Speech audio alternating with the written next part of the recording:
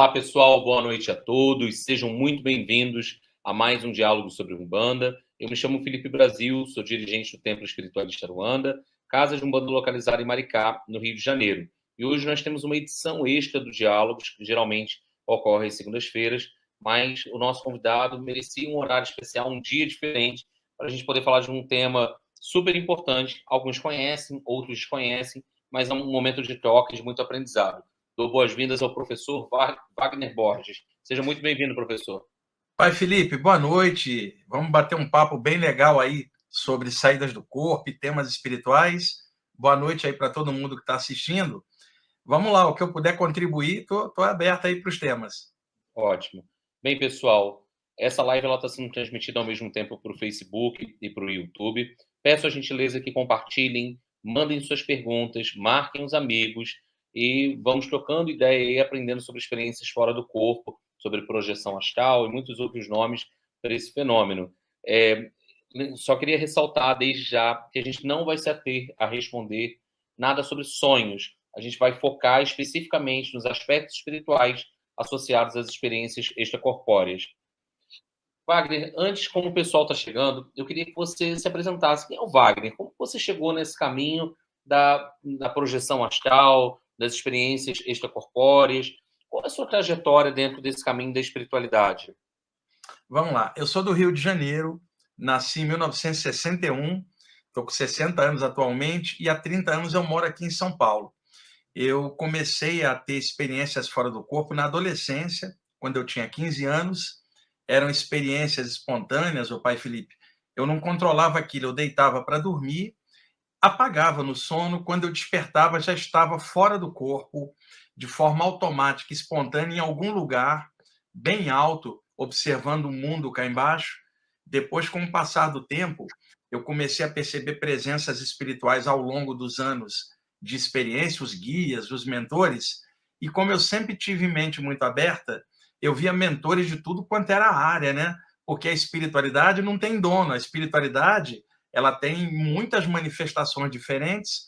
A gente sabe que existe um mesmo poder uno em tudo, mas ele se manifesta de milhões de formas diferentes. Eu sempre tive a mente aberta para isso e aprendi isso nas saídas do corpo. Eu não frequentava lugar nenhum, eu era um jovem normal, trabalhava de dia, estudava à noite, indo à praia, cinema, gostando de rock and roll, e essas experiências começaram a acontecer de forma espontânea. E eu fui me adaptando a elas, e naquela época não tinha muita informação. O que tinha na época, pai Felipe, era Lobo Sangue e Rampa, cara. Era o que tinha assim de ficcional espiritual. Na época eu não tinha com quem conversar, cresci na Baixada Fluminense, então lentamente eu comprava os livros no sebo do Rio de Janeiro, não tinha muito dinheiro, e aí comprava obras espíritas de teosofia, de ocultismo, de Umbanda. Naquela época, o único cara na Umbanda que tocava no tema da saída do corpo era o W.W. da Mata e Silva, né? Que tinha aquele livro Umbanda e o Poder da Mediunidade, por exemplo. Foi o único que eu achei naquela época. Eu achava, às vezes, uma obra de ocultismo, o Livro dos Espíritos, de Allan Kardec, tinha um capítulo, uma obra de hinduísmo, eu achava esses fragmentos se ia juntando. Aí eu comecei a entender o que estava acontecendo. E eu, adolescente, experimentava um monte de sintomas. Acordava sem conseguir me mexer, tentava gritar, não saía som, os olhos, não conseguia abrir os olhos, a minha aura dilatava, parecia que eu estava ficando grandão, vibrações por dentro do meu corpo, como se houvesse uma eletricidade, contrações musculares, que na verdade eram descargas de energia nos chakras, e eu na época não tinha esse conhecimento ainda, era bem adolescente. Então eu levei 2 anos para entender o que estava acontecendo, e aí, quando eu já estava com 17 anos, já acostumado com aquilo, eu já deitava torcendo para aquilo acontecer, porque eu já estava estudando aquilo, não especificamente, mas lendo de tudo, eu comecei a ver seres espirituais nas saídas. E quando foi dos 18 para frente, e a essa altura eu já estava lendo tudo de teosofia, espiritismo, umbanda, ocultismo, eu sempre fui um devorador de livros, né? Tinha uma memória boa e juntava. Eu comecei, pai Felipe, a ir nos lugares do Rio para ver se eu encontrava outros que também tinham as saídas do corpo, porque eu não encontrava ninguém que conversasse sobre aquilo. E na época havia um medo muito grande. As pessoas falavam: você não pode se perder nessa saída do corpo. uma entidade do mal pegar você e você não volta. Tinha muito mito desse tipo, porque havia pouca literatura clareando o tema, né? Então, eu ia, às vezes, num grupo espírita, num dos bairros do Rio, e às vezes num grupo de Umbanda, e às vezes num grupo mais espiritualista. Em todos os lugares onde eu ia, Pai Felipe, as pessoas tinham medo e achavam aquilo um absurdo. E eu achava também absurdo, porque eu achava que nesses lugares eu iria encontrar parceiros, gente que também vivenciava a mesma coisa, mas o medo era enorme. Então, é uma coisa legal de falar que quem me compreendia eram os mentores. Tanto às vezes num grupo espírita que eu ia, ou num grupo de Umbanda, um mentor, um guia acoplado no médium, ele falava comigo sobre aquilo. Então eu descobri que os espíritos adoravam a saída do corpo do encarnado, mas os estudantes espirituais morriam de medo, pelo menos naquela época. Então me lembro que nos grupos de Umbanda que eu ia, e foram vários, às vezes incorporava um preto velho ou um Exu. O preto velho, o Mizifi sai do corpo, né? Mizifi tem um trabalho para fazer com isso. Então, quem me entendia eram as entidades, e eu ficava muito simpático àquelas entidades, porque elas falavam o que eu estava sentindo. Então, um resumo da história. Eu fui avançando, comecei a dar palestra no Rio, com 19 anos, sobre essas saídas, e aí estou nessa vida até hoje. Eu lancei vários livros, tem um programa de rádio aqui na Vibe Mundial, sobre esses temas há 23 anos, que eu estou no ar, e aí eu faço lives, palestras, tentando clarear esse tema, porque eu sei que tem muitos outros também, Pai Felipe, tendo essas saídas do corpo. Você, um sacerdote Umbanda, dentro da Umbanda, está cheio de gente saindo do corpo, além dos fenômenos mediúnicos, e nem sempre essas pessoas têm as explicações corretas, que são as mais naturais, né? Que às vezes o pessoal enrola tanto aquilo, enfecha tanto com moralismo exacerbado ou doutrinação exacerbada, que a experiência ela fica diminuída. Quando a experiência ela faz parte assim do potencial humano, 90% dos médios, né, Pai Felipe, tem a dilatação da aura, a sensação de ir para fora do corpo, e é mais comum o contato com os guias fora do corpo do que aqui. Porque, por exemplo, Pai Felipe, você trabalha de dia, você tem as reuniões aí no seu templo, então você tem ocupações do seu dia a dia de trabalho. Então, não sobra muito tempo para o seu trabalho mediúnico aí nas reuniões. Mas o que acontece? Você é obrigado a deitar toda noite. Então, você tem 7 noites por semana o ano inteiro para os guias levarem você para trabalhar lá fora. O tempo que você não tem aqui, você vai usar ele durante o sono, e é muito legal a gente poder falar disso. Nossa, fiquei com a cabeça fervilhando de tantas questões aí, a partir dessa sua curta fala. Mas antes de eu perguntar, eu vou mandar um salve para todos que estão aqui, pedir a bênção aos pais e mães espirituais. Coloquem a hashtag da casa de vocês, né? Quem é da família Teia, quem é da família Puca, Tula, Tulap. Eu estou vendo aqui alguns dirigentes. Vou mandar um salve para a família Ogunhara e Cabocla Jandira aqui do Rio de Janeiro. Quero mandar um salve para o Pai Léo das Pedreiras, que é do canal Umbanda, Umbanda Reino de Paz, Reino da Paz. O Pai Léo está lançando um livro, o livro eu acho que vai estar em mãos já a partir do mês que vem, está em pré-venda. Super recomendo o livro do Pai Léo, é uma obra junto com o Pai João, bem interessante pelo que ele está falando. E semana que vem eu vou estar junto com ele lá no canal do Mirua, lá no Mirua Recebe. A gente vai estar falando um pouquinho sobre vida e axé e sobre a experiência dele com a psicografia e com a obra, com a literatura espiritual. Além disso, né, eu tive a oportunidade de chegar ao Wagner vendo uma live com o Pai Léo e uma médium da casa. Quero deixar aqui o agradecimento à Cláudia, que fez essa ponte com a equipe do professor Wagner, para que a gente pudesse estar aqui nesse momento agora, se conhecendo aqui e falando um pouco dessa temática.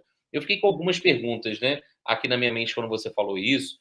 Primeiro que eu lembro que, muito novo, quando eu comecei na Umbanda, eu comecei aos 12 anos, e lá para os 14 anos, depois de ter lido a primeira obra espírita, que foi Violetas na Janela, que eu li, eu tive uma experiência, eu já sabia que era desencarne, reencarnar e tal, e eu tive uma experiência de paralisia, onde eu parecia que era uma eternidade que eu estava preso no corpo, não conseguia mexer nada, gritar, e eu pensei, eu morri, desencarnei, estou aqui, daqui a pouco vou descobrir que o defunto está aqui, né? E eu fiquei me perguntando, e na época, depois a literatura, isso eu estou falando de anos 90, muito escassa de você encontrar, né?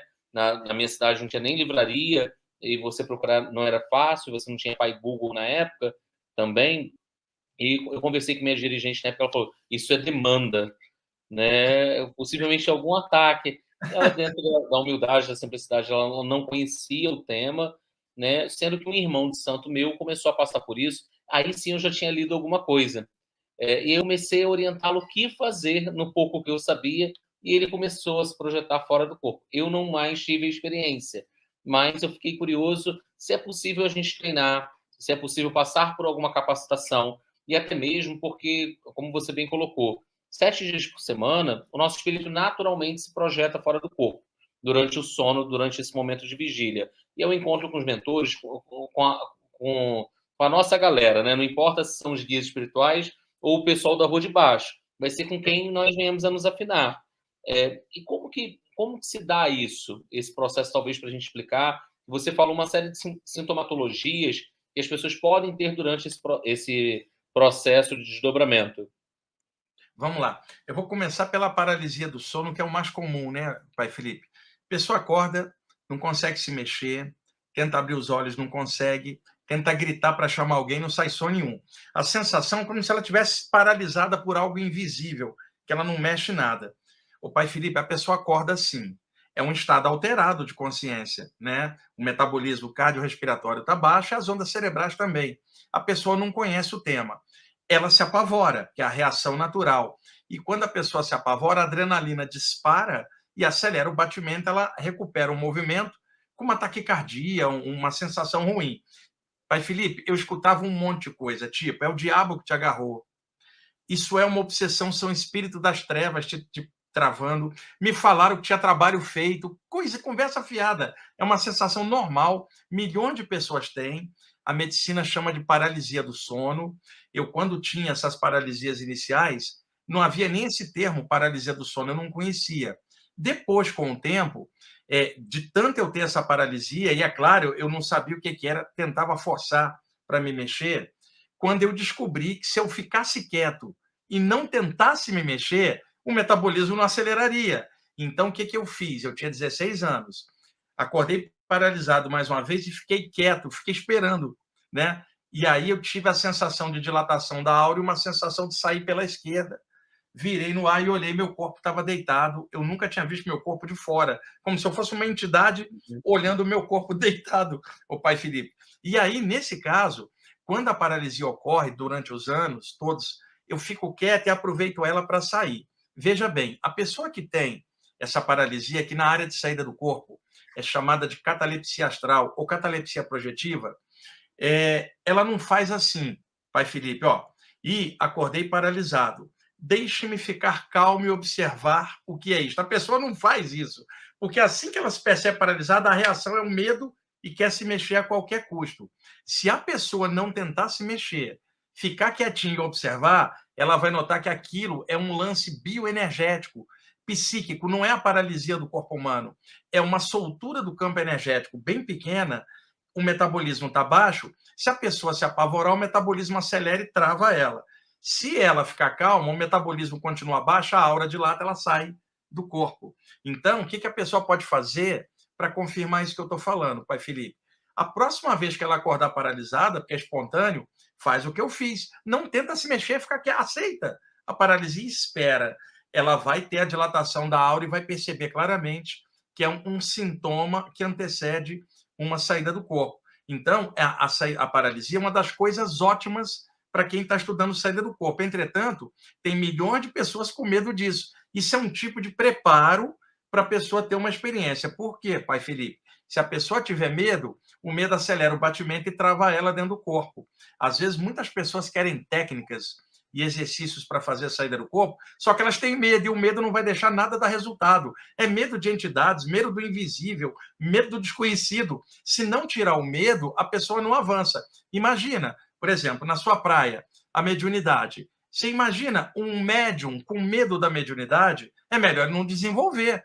Ele tirar o medo primeiro e tornar aquilo que parece sobrenatural mais natural. Ele perceber, por exemplo, na sua área, que a mediunidade é algo natural do homem. Não é uma coisa diabólica nem divina, é humana, uma chance de uma abertura entre planos para, através do contato com guias, a gente crescer. E a saída do corpo é a mesma coisa, ela é natural. E tem um mito que é preciso clarear, porque existem 3 tipos de saída: consciente, semiconsciente e inconsciente. Então, quando se fala que todo mundo se desprende para fora do corpo durante o sono, é verdade. Só que muita gente imaginou, pai Felipe, que toda noite, quando a pessoa dorme, ela entra no mundo espiritual, e não é isso. A maioria fica dormindo por sobre o corpo inconscientemente.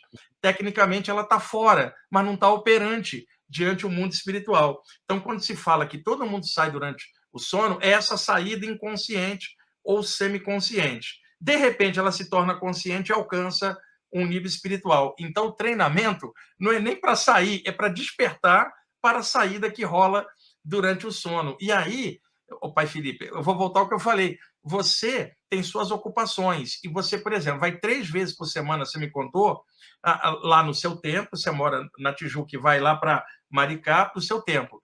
Então, você vai 3 vezes por semana, por exemplo.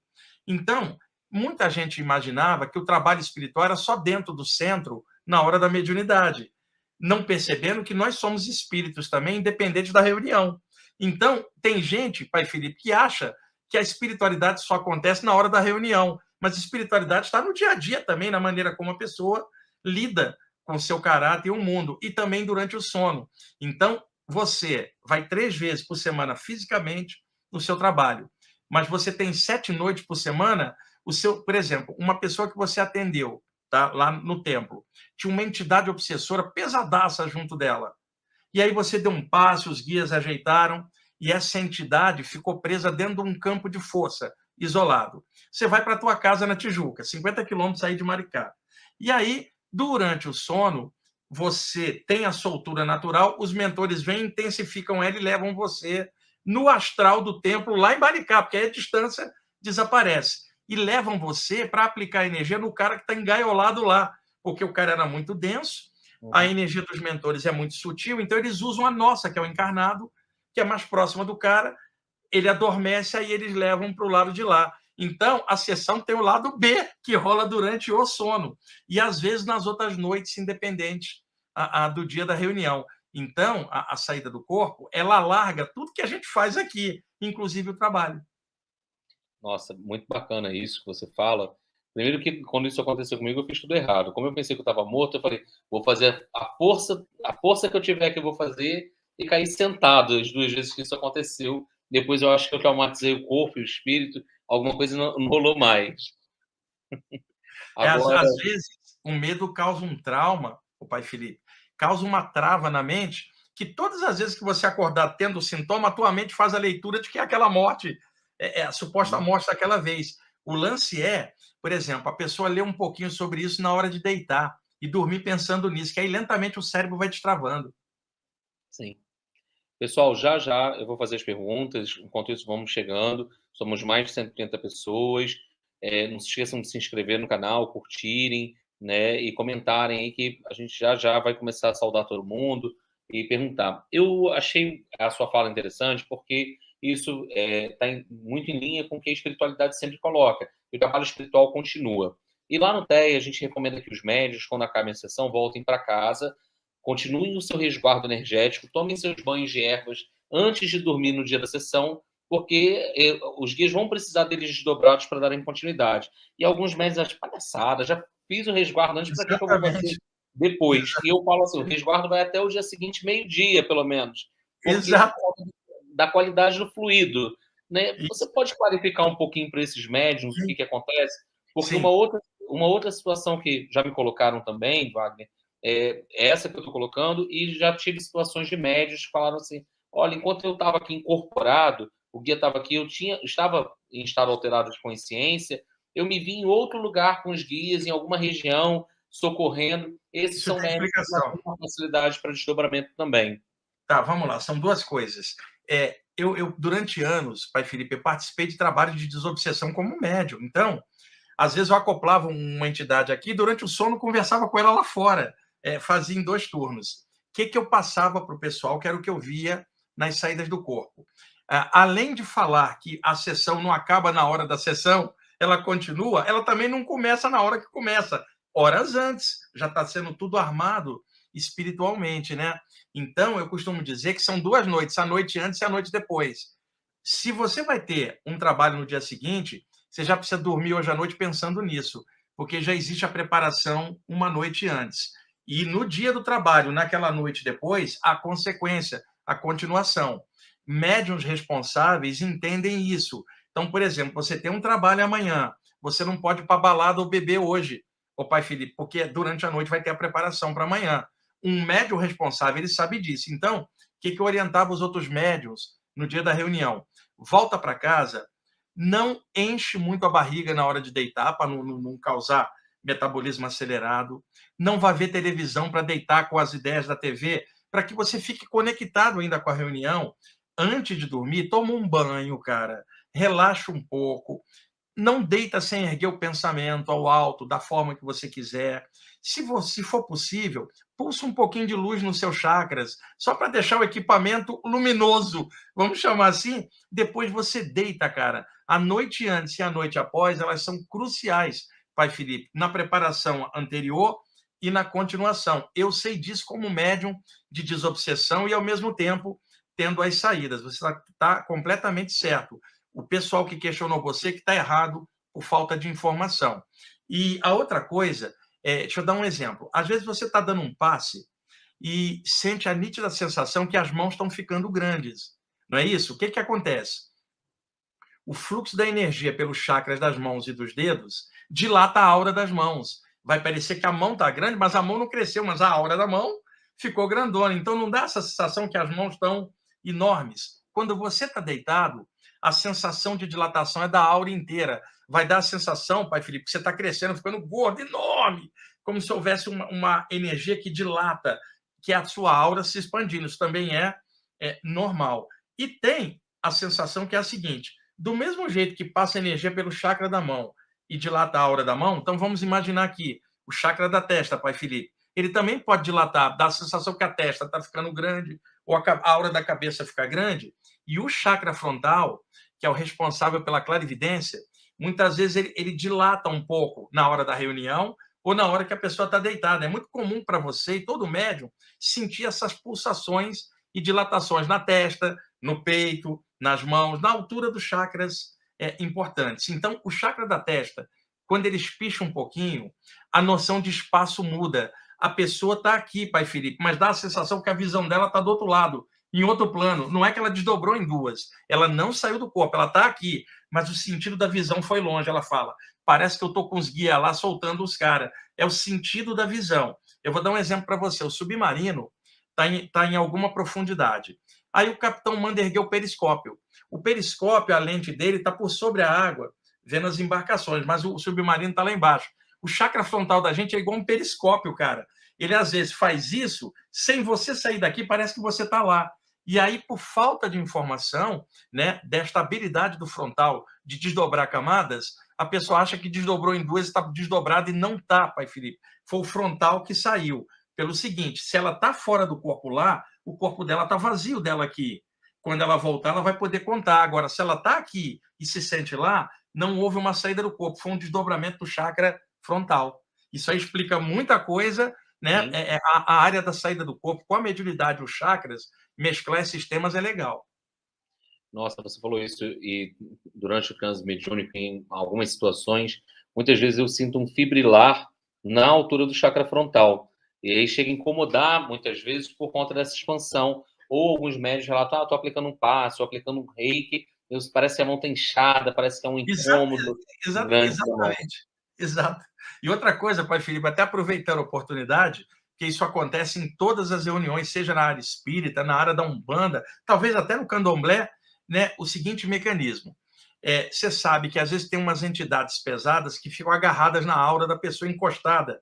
Uhum. E eles criam fios de energia escura para interligar nos chakras, né? E aí não é só dar o passo, é destrinchar aquele monte de porcaria escura que está aderida nos chakras da pessoa.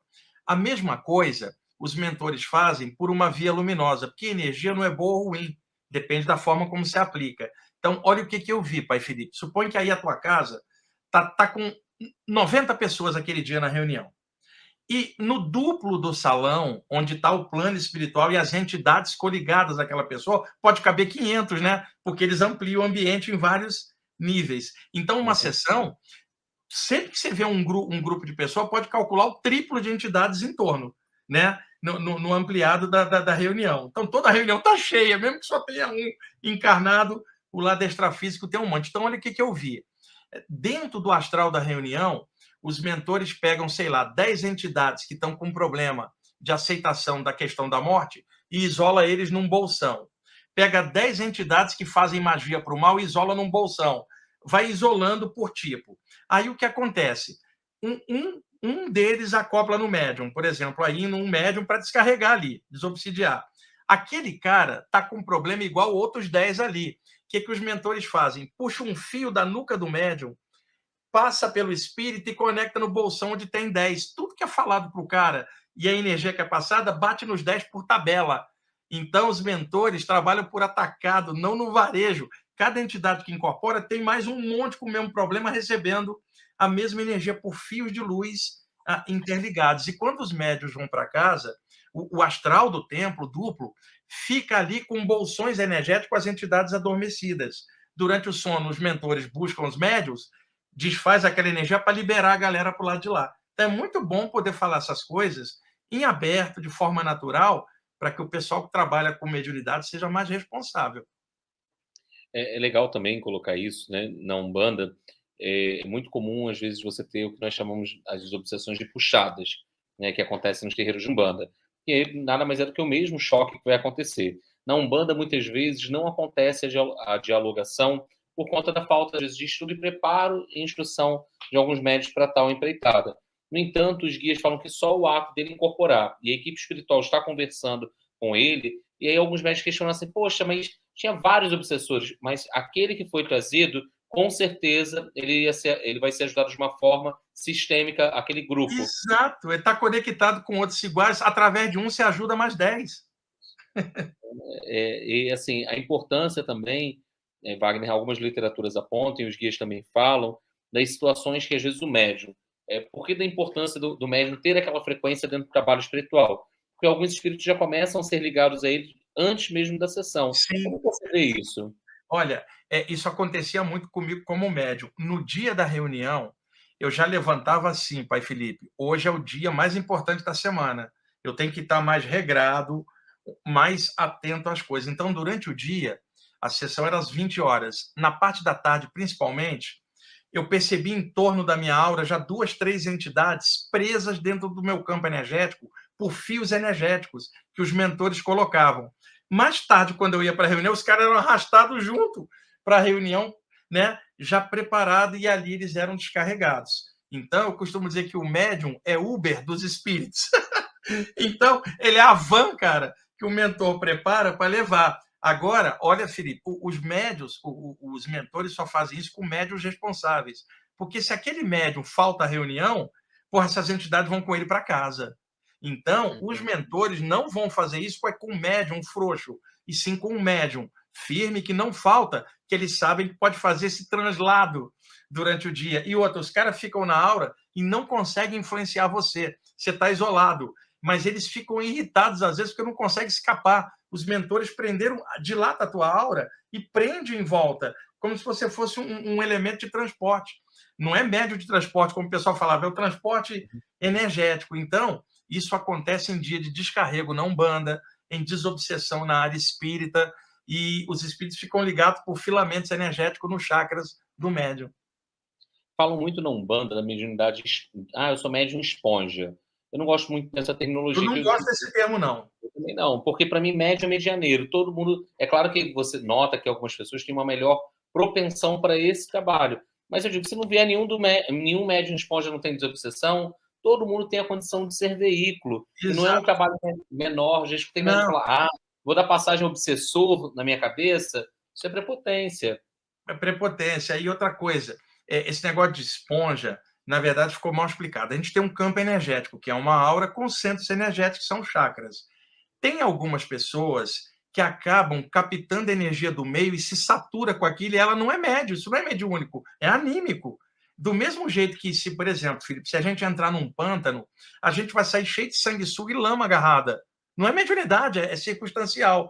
Então, uma pessoa vai para um lugar pesado e absorve energia pesada, isso não é mediunidade. ela está num ambiente que é pesado e a aura dela drenou. No caso de um médium desenvolvido, pela própria sensibilidade, ele sente mais as energias dos ambientes. E, às vezes, se ele bobear, como a aura dele é mais solta, ele acaba captando mais. E aí sim é algo mediúnico, porque está ampliada a sensibilidade. Mas a capacidade de sentir energia e ela impregnar é de todo ser, ela é anímica. No caso do médium, ela se torna mediúnica porque a abertura é maior nele como intermediário. Então, é necessário que um médium saiba vibrar chakras, dar um banho de luz para cortar qualquer relação negativa. Agora, na reunião, o médium ele é um ponto intermediário de captação do astral para cá. Pode ser captar uma entidade carente para receber ajuda, pode ser captar um mentor para receber uma mensagem.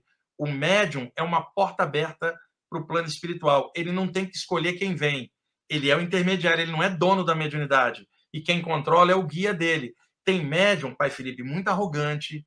Vamos falar claro, ele não segue o que os guias estão falando para ele. Ele quer trabalhar do jeito dele e se enrosca todo. No fundo, é a arrogância da pessoa. Um médium não é dono da mediunidade. E um médium não pode servir ao próprio ego. Ele tem que servir à luz. Muito médium não entende isso. É bacana você colocar isso. E eu fiquei pensando aqui, não vou nem citar dos médiums agora, vou pensar de uma pessoa da consulência que está vindo por uma desobsessão. E às vezes os guias notam que aquela pessoa tem algum processo de viciação, uso de algum entorpecente, ou até mesmo tabaco, alguma coisa assim. E os guias às vezes relatam que o campo áurico está acendido, está com algumas fissuras. Sim, E eu falo que no campo áurico se vê tudo, desde um sim, aborto, ou a pessoa que cometeu um sim. assassinato. Aquilo ali, tipo, é o raio-x das entidades espirituais. Isso, Né? Como talvez explicar isso, que até a questão das formas de pensamentos também, isso, embriões, ali exatamente. envolto no indivíduo. A aura da gente, ela fica cheia de formas mentais do que a gente pensa e sente dentro da média. Isso é normal. Então, tudo que está dentro da gente está revelado na aura, na nossa energia, pai Felipe. Então, de repente, alguém olha para o clarividência e percebe, e o plano espiritual também percebe. No caso, por exemplo, se você tem uma ferida que está cheia de moscas, a ferida está infeccionada. Se você tirar as moscas, mas não fechar a ferida, vem outras moscas de volta. Não adianta tirar as moscas, tirar as entidades, se a pessoa não fechou a fissura dentro dela, que é o que vai atrair outras entidades. Então, o que é desobsessão real? Primeiro, dar um banho de luz na pessoa para afastar os agressores extrafísicos. E segundo, educar a pessoa para ela mudar o padrão, né, pai Felipe? Senão vão virar outros. Mas a maioria só quer tirar os espíritos, não quer mudar nada. E aí o médium vira lixeira da pessoa. Semana que vem ela vem com outros. E aí você fala: não, você cresce aqui que eu não vou ficar sendo absorvendo para você, não. Vê se muda o padrão para não agarrar. E, por exemplo, uma pessoa que usa algum tipo de substância, seja lá qual for, que atrai espíritos, não adianta você dar um passo e tirar os espíritos. Se ela continuar usando, virão outros. O que você vai falar para ela? Tua aura está cheia de fissuras, eles estão entrando por ela, vamos tirar. Agora, para de usar essa substância, senão vai dar fissura de novo. E aí é que está o problema. Tirar os espíritos é legal, agora mudar a pessoa é mais difícil do que mudar os espíritos. Ô, pai Felipe, as pessoas encarnadas são teimosas pra caramba. E eu tiro isso por mim mesmo, todo mundo é assim. Então, às vezes, é mais fácil lidar com o espírito obsessor do que com a pessoa que é vítima dele. A pessoa, às vezes, é teimosa, arrogante, ela só quer que tire o espírito, ela não quer mudar nada. Só que é aquela história, semelhante atrai semelhante. Se tem alguém denso, é porque algo dentro dela é denso que atrai o cara e ele permanece junto. É justamente o que eu falo na Umbanda. Não vai adiantar, na Umbanda tem muita questão das pessoas virem achando que é um balcão. Meu problema é esse, guia, toma aqui na caboclo, resolve o meu problema. Só que não quer fazer a mudança do comportamento. E às vezes a gente ainda encontra médiums com esse mesmo padrão. E a gente só vai alcançar a transformação e ter uma sintonia fina na medida que houver essa mudança. Tem pessoas que falam, não, mas sempre estão fazendo trabalho para mim. Eu falo, mas fazem alguma coisa, por que estão fazendo? Por que isso recai sobre você? Qual o aprendizado acerca disso? Porque ninguém quer estar implicado no processo. Sempre a gente quer terceirizar um pouco a culpa. E aí, Isso, falando nisso, eu queria pensar um pouco nos banhos de ervas, que os guias falam que são bioplasmas, onde o derramamento ali no corpo áurico vai trazer uma carga, uma nova carga vital, vai fortalecer alguns chakras, alguns pontos, até neutralizar algumas larvas astrais, como um tratamento. E eu falo, poxa, a pessoa demorou 20 anos intoxicando o corpo, que é na primeira sessão, na primeira desobsessão, no primeiro trabalho, no primeiro passo, ela quer mágica, é magístico, Isso. não é mágica que acontece. O que a gente pode falar para os médiuns de Umbanda, que às vezes nem tem noção dessa dinâmica toda que acontece, e a espiritualidade vai nos apontando?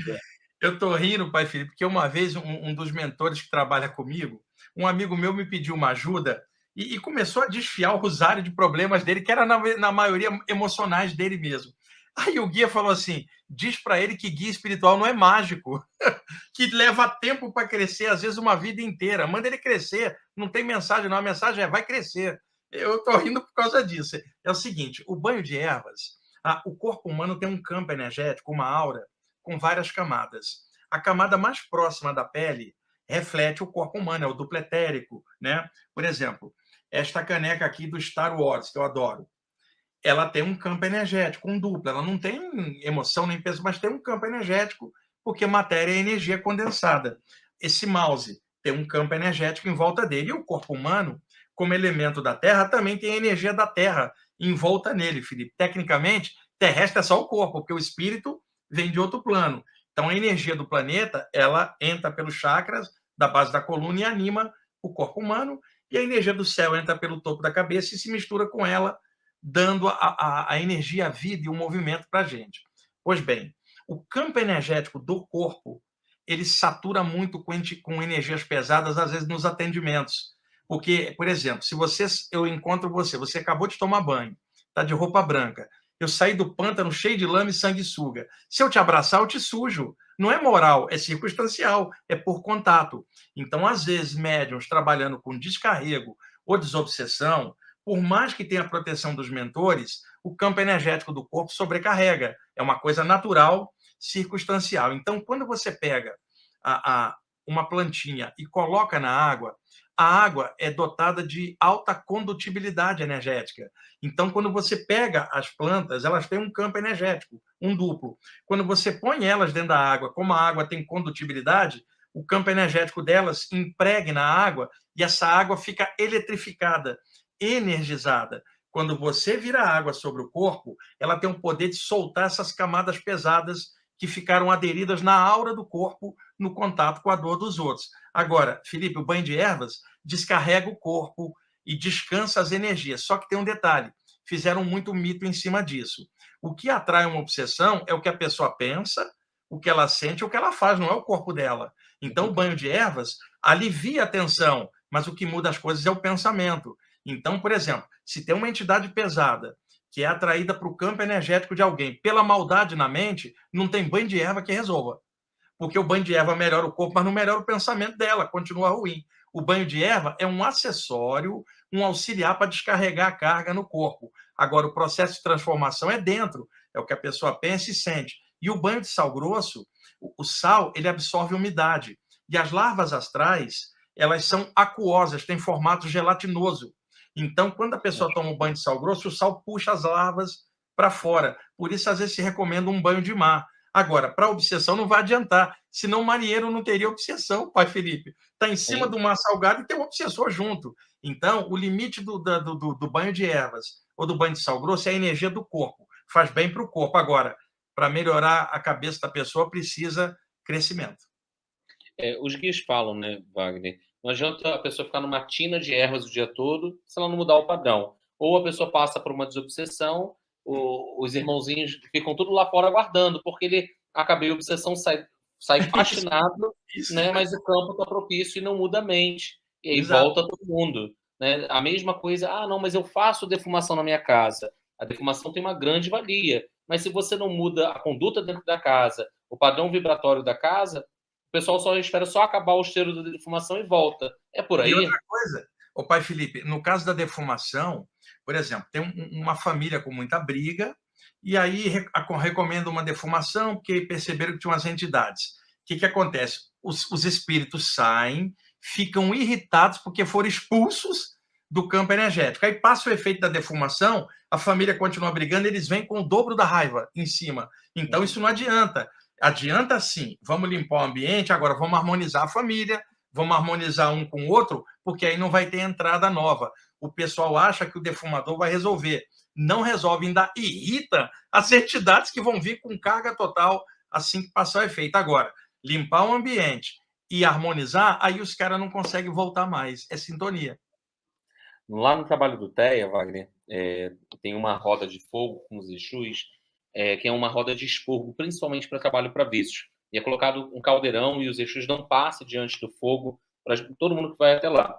E muitas vezes eu já mediunizado, eu observo algumas gosmas saindo das pessoas, indo em direção ao fogo, sendo Lavas trabalhado, astrais. São né? lavas.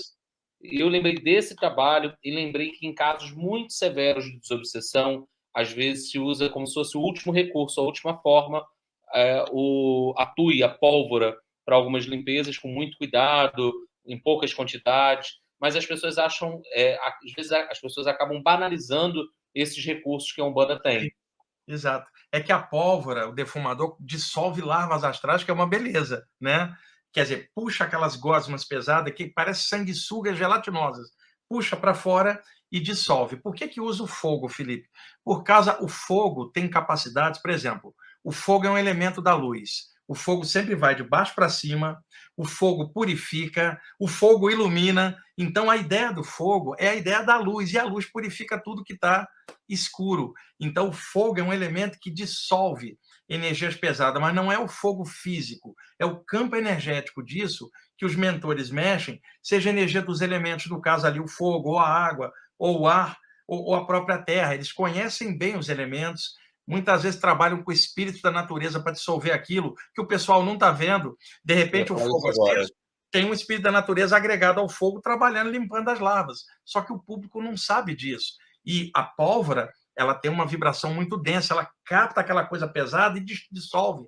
A pólvora é ótima para dissolver lavas astrais, né? Agora, o pessoal tem que entender que isso é um uso técnico dentro de uma reunião comandada pelos guias. Não adianta ela querer usar aquilo toda hora como se fosse uma coisa para resolver qualquer coisa, porque fora dali o contexto é outro. A pessoa, por exemplo, vai acender algo em casa, não está no ambiente da reunião, não tem aqueles espíritos da natureza controlado pelos guias, é ela e aquilo. E aí, de repente, não resolve nada.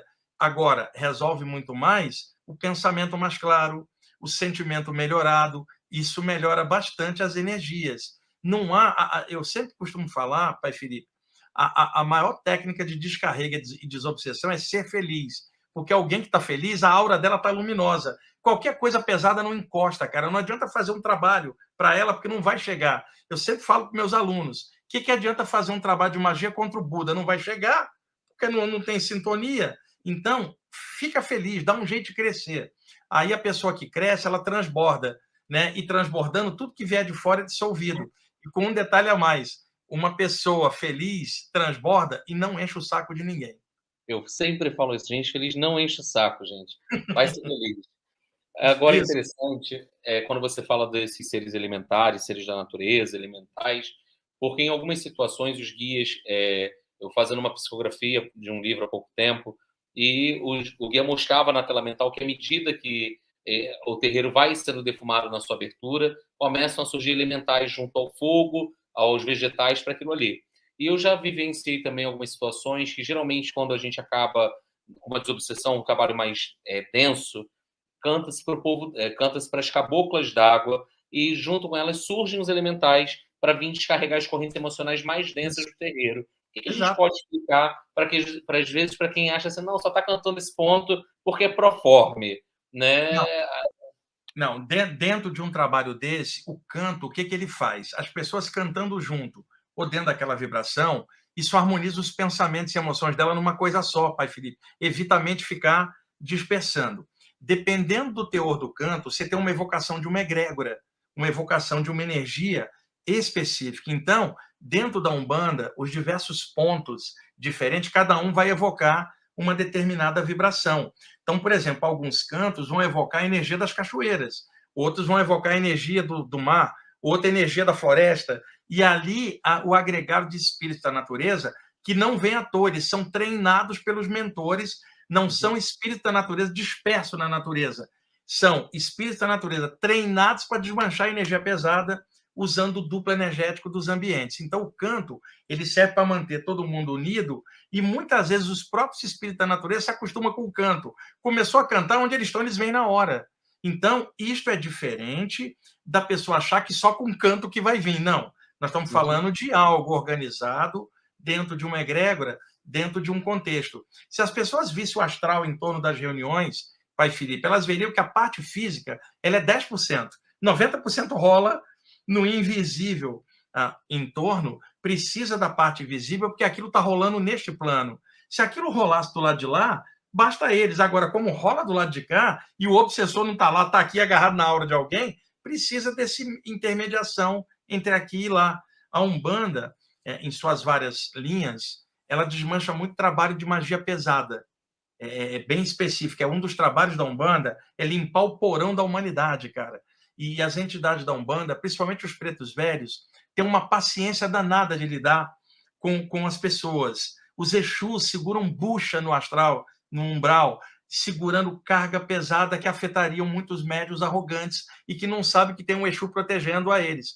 Nas saídas do corpo, eu vi Exus várias vezes me protegerem em várias ocasiões, porque eu sempre tive a mente muito aberta, e alguns deles me deram toques de coisas que aconteceriam ao longo dos anos, e tudo aconteceu do jeito que me foi falado. Agora, nenhum Exu me pediu para eu ser um bandista. Eles me pediram, faz o bem, fica na luz, seja firme. As pessoas pensam que espiritualidade é religião, Pai Felipe. Não, espiritualidade é estado de consciência. Não é um lugar onde você vai. Não é uma doutrina, é o valor que você carrega. Acontece que um médium, além do valor dele como pessoa, a mediunidade abre ele para outros valores de outras consciências. E ele se torna um amálgama disso no trabalho. Por isso, a mente do médium tem que estar aberta e por trás do médium, enquanto função, tem que ter um ser humano muito bacana. Quando eu falo ser humano bacana, não é um santo, não é um anjo, mas uma pessoa razoável. Entre qualidade e defeito, está lutando para melhorar. É a parte humana. A parte humana é a que sustenta o médium. Mediunidade é função. Por trás do médium tem uma pessoa. Você, como psicólogo, sabe, a pessoa tem emoção, tem pensamento, todos nós somos assim. Então, a melhoria do caráter da pessoa tende a melhorar ela como médium, porque jamais ela vai fazer besteira com a mediunidade, porque o caráter dela é bom. Pessoal, eu ainda não estou lendo as perguntas, que eu estou tentando fechar uma linha de raciocínio para trazer uma gama de informações que eu sei que estão surgindo aqui. Tenham paciência, que eu estou tentando aproveitar o máximo e extrair o máximo aqui do Wagner durante o tempo que a gente tem.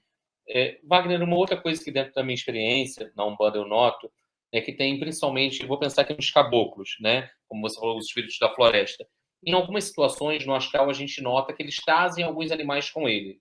E aí a gente percebe, em momentos de obsessão, serpentes circundando as pessoas, desmanchando coisas, pássaros, silvos de pássaro pelo terreiro, né? E as pessoas acham que isso tudo é uma viagem. É claro que a gente tem que ter o cuidado, porque tem médiuns que abrem um guarda-roupa de Nárnia e vão para Nárnia. Só que no plano astral do terreno acontece muita coisa. Eu tenho até medo de falar, senão sábado eu vou escutar a história. Tem médium que viaja na maionese astral, cara. Pô, imagina um monte. Essa de Nárnia foi ótima. É o seguinte, a Umbanda ela é uma mescla da tradição afro, a tradição xamânica indígena e dos brancos. A Umbanda é brasileira, surgiu no Brasil, dentro do contexto de um país com um caldeirão racial enorme, e a Umbanda, por isso, ela naturalmente ela é universalista, porque a própria origem da Umbanda já é a mescla de várias linhas, formando algo inédito no astral do Brasil. Então, o que acontece? Como uma parte dos ensinamentos da Umbanda vem da área indígena também, Pai Felipe, o que aconteciam com os xamãs? Treinavam animais para diversas funções. Então, do mesmo jeito que você pode treinar um cão, um policial, pode treinar um cão para cheirar a maconha, a droga lá no aeroporto, ou pegar um traficante, um xamã poderia treinar um lobo, por exemplo, na América do Norte, e treinar o lobo para andar com ele. E eu sei de xamãs mais antigos que chegavam a dominar felinos grandes. Pai Felipe, uma pantera, um tigre, porque felino tem muito magnetismo. Então, aquele xamã treinava o felino para desmanchar a energia pesada. Ora, se isto ocorre no plano físico, isto ocorre no plano extrafísico também. Então, você pega um xamã que está lá com um tigre desencarnado, que ele já trabalhava aqui, eles trabalham juntos para desmanchar a energia pesada. Tem xamãs que, pelo assovio, aqui nas florestas brasileiras, na Amazônia e no Mato Grosso, com assovio, vem várias araras, vem bem-te-vi, ou seja, as aves trabalham com ele. Ele vai desencarnar, ele vai lidar com aves do lado de lá e essa energia. E a Umbanda, como tem essa ponta xamânica nela, é onde aparecem mais animais, mas aparece em sessão espírita também. Lembra a série Nosso Lar? O André Luiz vai descer para o umbral e eles descem com uma matilha de cães desencarnados no astral inferior, está num dos livros. Então, os animais têm utilidade, são treinados, assim como forças da lei aqui na Terra. Treina o animal para correr atrás de alguém com droga, mentores treinam alguns animais desencarnados para funções energéticas. É muito legal a gente, às vezes, ouvir isso, né, para os médiuns entenderem um pouco mais do contexto. E aí, uma outra coisa que eu queria abordar, que é muito comum nas casas de Umbanda, é o uso do fumo. Preto Velho com o cachimbo dele, qual é a função energética, Wagner, dentro da sua experiência? O cachimbo é a energia da fumaça, pai Felipe, tá? Eles manipulam uma energia na fumaça das ervas do cachimbo para também fazer efeitos energéticos no campo energético dali, e às vezes eles estão mexendo com a fumaça ali e desativando um negócio lá longe. É a energia das ervas e a fumaça evolada. Isto também vem da parte xamânica, pai Felipe, porque quem fazia as fumigações? Os xamãs para cura, né? Nas pagelanças deles. Então, muita coisa de fumaça veio da parte xamânica. Agora, uma informação legal. Na velha Índia, os yogis, trabalhando os pranayamas e as práticas respiratórias, puxando prana, a energia pela respiração, modulando dentro dos chakras e fazendo o prana circular, e a kundalini também, subindo, eles mesclando esse processo. Você sabe, a pessoa pode passar energia pelo olhar, pode passar pelas mãos, pelo pensamento. Então, tem uma forma de energia que os yogis usavam, a energia pelo sopro, pai Felipe, porque ele respirava, ó, e passava pelo sopro, chamava-se insuflação prânica ou pranificação, já que no Ocidente, insuflação, passar. E aonde essa técnica, ao longo do tempo, se perdeu no Oriente, e onde é que ela passou a ser usada? Entre os povos indígenas, através das fumigações, que é o prana, ter o bafo da pessoa, a energia misturada no elemento. Então, às vezes, vê um preto velho, acopla ou com você ou com o médico, o que ele faz? Ó, ele começa a estalar os dedos para mexer na energia, ó. Veja, é sopro, pranificação, cara. É uma modulação da técnica de prana respiratório dos yogis lá atrás, né? Da pranificação com sopro. E a Umbanda utiliza muito isso, porque as entidades de Umbanda, parte delas tem algo ligado à tradição xamânica, onde a energia do sopro e da fumaça é muito usada. Outro ponto importante, na Umbanda, geralmente a gente vai encontrar os gongais, os altares, alguns assentamentos vibratórios, como a casa de Exu, o Cruzeiro das Almas. E os guias, eles explicam, né, ainda mais que os gongais geralmente são formados por vários elementos da natureza, você vai encontrar vegetais, elementos do mar, da pedreira, de vários reinos diferentes, que muitas vezes o gongá se torna um portal, onde os guias atravessam para reinos da natureza e voltam na hora que aquele trabalho está aberto, ou até mesmo quando você cita os bolsões energéticos, né, que acontecem nas obsessões, as casas de Exu se tornam verdadeiros portais de sustentação desses bolsões, e até mesmo alguns espíritos que não aceitam uma doutrinação mais amigável, entra os Exus como se fosse uma tropa de elite e vão, muitas vezes, amarrar esses espíritos nas regiões umbralinas. Isso, quando eu falo, chocam algumas pessoas. Que É normal isso. Isso acontece quando não vai no amor, em alguns momentos, e a lei precisa ser feita no astral, a execução da lei do karma, Exu leva e deixa aquela entidade presa numa cela, às vezes, nas fendas dos umbralinos. Acontece. São entidades que não estão abertas para a compreensão, pai Felipe, não pode deixar solta, por causa da obsessão que é feita. Então, é que muita gente pensou que o tratamento espiritual é aquela coisinha de embalar numa energia, esperando só o mentor fazer cuti-cuti nos chakras dela. Não. Tem entidades muito violentas, precisam ser cerceadas, não dá para tirar a energia delas aqui, amortece aqui e leva para dissolver do lado de lá, e deixa os caras dentro de campos energéticos, bolsões do lado de lá para não ficar solto e vir para cá. Nas saídas do corpo eu via claramente puxar a energia de um médium, às vezes de mim, parecendo filamentos brancos, e amarrar o espírito como se fosse uma múmia mesmo, cara, enrolar ele. São filamentos de ectoplasma. Tá? Você fala isso para um leigo, ele não acredita. puxa de você filamentos e embala o espírito nos filamentos. Parece que você está enrolando ele. Aí, na linguagem do Exu, ele fala, amarramos ele. Que, na verdade, é cercear o campo dele com os filamentos puxados da tua aura. E esses locais, às vezes no centro, são portais energéticos preparados tanto para levar daqui para lá, quanto para trazer de lá para cá. Eu via também, na desobsessão, na área espírita, a mesa da reunião, pai Felipe, ela virava um portal, a própria mesa, o duplo dela. Então, às vezes, vinha uma gangue de espíritos com magia pesada, acoplava nos médiums, e as bugigangas que eles carregavam nas mãos, que não era o objeto físico que estava enterrado, mas o duplo daquilo, caía na mesa pela ação dos mentores e a mesa virava um portal e dissolvia tudo. Eu via muitas vezes a mesa como uma espiral, onde sumia os objetos, e aí eu via por clarividência a ponta da espiral, que era por cima do mar. Entrava ali, saía no mar e as ondas do mar dissolviam. Então, isto acontece em vários grupos. E é claro, cada grupo tem uma maneira de trabalho. A Umbanda trabalha de um jeito, o Espiritismo de outro, o Candomblé de outro, a área ocultista de outro, mas todos os lugares tem um cantinho ou vários cantinhos no astral do grupo onde tem esses portais. Falando em portais, eu sempre digo que uma forma da gente observar bem uma sessão é tanto a sua abertura como o fechamento.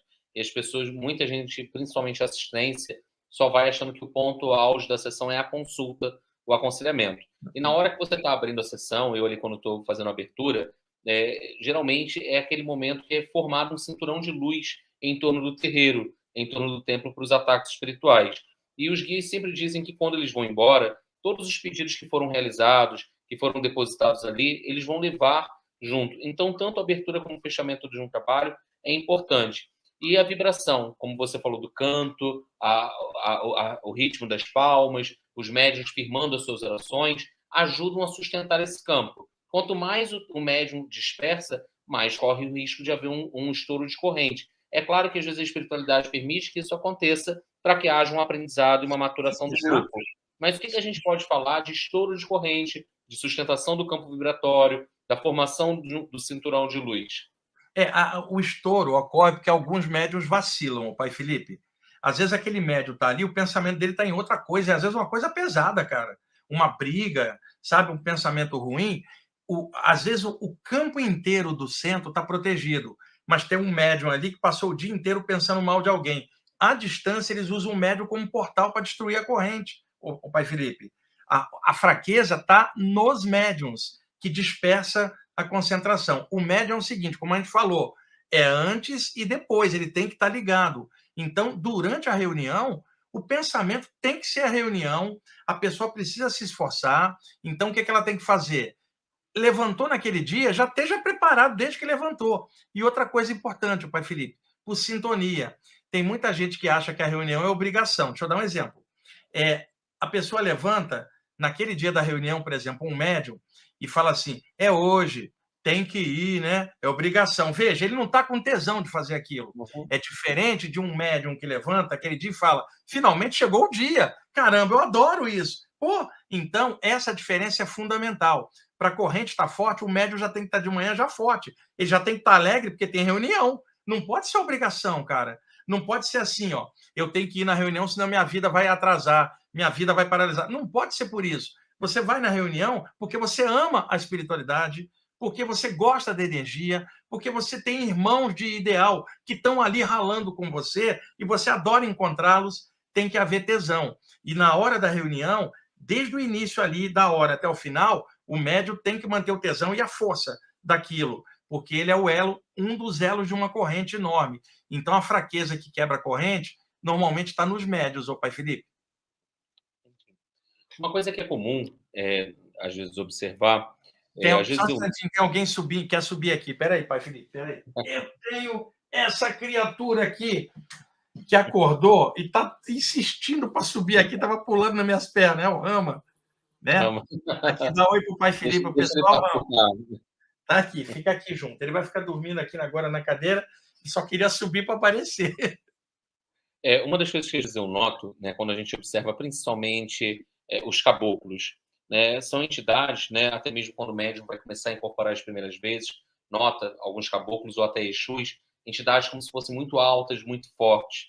E quando a gente vai fazer uma correlação com os índios no Brasil, na sua maioria, os índios não têm uma estatura tão alta, tão forte, mas esses espíritos no astral, eles vêm com muita pujança, eles trazem Sim, uma força e uma envergadura muito grande. Eu tive há pouco tempo a oportunidade de ver seus Sete Flechas, que é o guia-chefe do terreiro, né? Ele não é um índio alto, tão forte, sim. mas na hora que ele se manifesta no astral, ele vai chegar, ele irradia tanta força e propaga tanta força pela casa, que parece um índio de, sei lá, 2,5 metros de altura. Tem dois motivos para isso, pai Felipe. Primeiro, porque eles evocam a energia da natureza, eles ficam fortes com essa energia. Tipo, não é ele que é forte, é a natureza que é forte através dele. Né? Tem esse ponto. E segundo, o corpo espiritual, também chamado corpo astral, perispírito, psicossoma, tanto faz o nome, esse corpo sutil, ele é dotado de alta plasticidade. Então, plasma tudo que a pessoa pensar. Então, se um espírito está imbuído de uma força da natureza, ergue o pensamento a um poder maior, o corpo astral dele dilata um pouco. Para o médium vai parecer que ele está grande. Esse é um dos motivos, além da energia da natureza dele, dilatar a aura dele. E outra coisa importante, pai Felipe, aqui, o caboclo que está aqui com você tem uma falange inteira no astral vibrando através dele e através de você. Então, ele não está sozinho. E os outros nele faz ele ampliar. Parece que ele está com a força do mundo espiritual inteira, porque tem uma falange que você não está vendo em outro plano sustentando a descida dele. Por isso ele parece grande. E o outro ponto, que você está certo, os índios brasileiros não são muito altos. Só que a parte xamânica internacional, se você pegar um índio da América do Norte, ele é maior. Se você pegar um aborígene australiano, um xamã aborígene, ele é negro e alto. Então, entidades indígenas podem ser grandes, espacialmente falando, com tamanho, porque são povos de grande estatura. Agora, o índio brasileiro, ele é um pouco mais baixo, então o efeito é da energia. É interessante. Aqui no Brasil, eu acho que só os butucudos, que eram índios altos, muito fortes, eram os aimorés no geral. Pessoal, vou começar a tentar fazer as perguntas aqui de vocês, que eu tenho ainda milhões que eu gostaria de fazer. O Tarley faz a seguinte pergunta. Vamos lá. Se alguém se projetar, mas ainda não tiver desenvolvido a telepatia nem a clarividência, isso significa que o projetor não conseguirá se comunicar com os mentores e sairá às cegas? Não é isso não. É o seguinte, Tarley, uma pessoa pode ter projeção e ela não é clarividente nem médium aqui. A projeção é natural. Então, ela pode não ver nada aqui, pai Felipe, e ver tudo do lado de lá. Não tem a ver, não. Um médium que tem telepatia aqui ou algo aqui, ele pode ter isso lá natural, mas a saída do corpo, quando se fala a clarividência, a telepatia, são capacidades latentes que podem se abrir. A saída do corpo independe destas capacidades na vigília. Eu conheço projetores extrafísicos que não têm clarividência nenhuma durante o dia. Pai Felipe não tem mediunidade nenhuma. E às vezes nem acreditam naquilo, só fazem a saída do corpo e conseguem perceber as coisas lá. Então essa relação não existe. Agora, um sensitivo que já esteja acostumado com a clarividência aqui ou a mediunidade, torna mais fácil ele lidar com o mundo espiritual lá fora, porque ele já está lidando aqui dentro. Então isso facilita. Mas não é regra obrigatória, não. A Elizabeth pergunta: se um médium não se desenvolve para a incorporação, é possível que a espiritualidade use o desdobramento para que esse médium trabalhe na espiritualidade, mesmo Exatamente. que ele não tenha conhecimento? Exato, Elizabeth. É uma das formas, né? Se ele não vai por. Sabe aquele lateral direito que não está querendo jogar na lateral direita, aí os espíritos jogam ele para a lateral esquerda. Então você vai jogar na outra ponta, mas vai jogar. Então, isso sim, tá? A saída do corpo ela pode ser uma válvula de escape lá fora para alguém que aqui não está querendo funcionar. E um detalhe, pai Felipe: tem gente que recua diante da responsabilidade dessas coisas, não quer mexer. Vamos entender, tem que ter mente aberto. Tem gente que quer negar tudo isso e gente que quer anestesiar a capacidade. Tudo isso é fato. Agora, também é fato de que muita gente não gosta de desenvolver a mediunidade num grupo porque não atura dirigente, déspota, que fica igual carrasco, não aguenta o moralismo exacerbado, né, querendo regrar a vida particular dela. Né? Não adianta, ela não consegue mais charopada religiosa, doutrinária, aquela bem chata. Então a pessoa fala, eu até queria mexer com a mediunidade, mas aquele pessoal daquele grupo é chato pra caramba. Então também tem este lado, a gente tem que ter mente aberta para entender isso.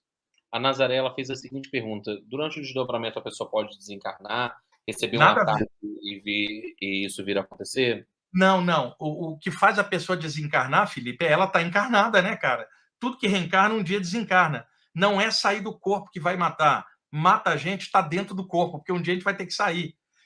Falando para ela, o lugar mais perigoso do universo é o plano físico. Ela pode ser atropelada, esganada, assaltada, mas nunca você vai ver matar uma entidade que ninguém morre.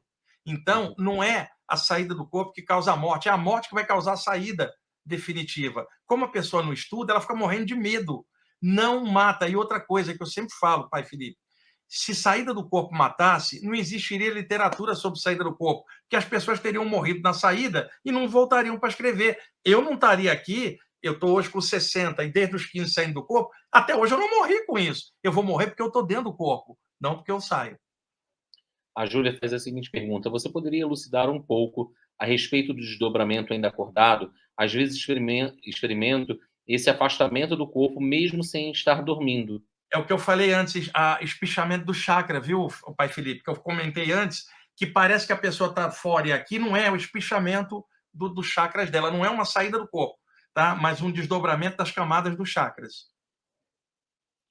Eu estou tentando pegar aqui, pessoal, que vocês colocaram com interrogação, tá? Ah, deixa eu pegar aqui. Enquanto isso, Wagner, eu queria que você respondesse como que as pessoas podem treinar sobre isso. Tem algum curso? Você dá alguma formação? Algo que as pessoas possam se capacitar para...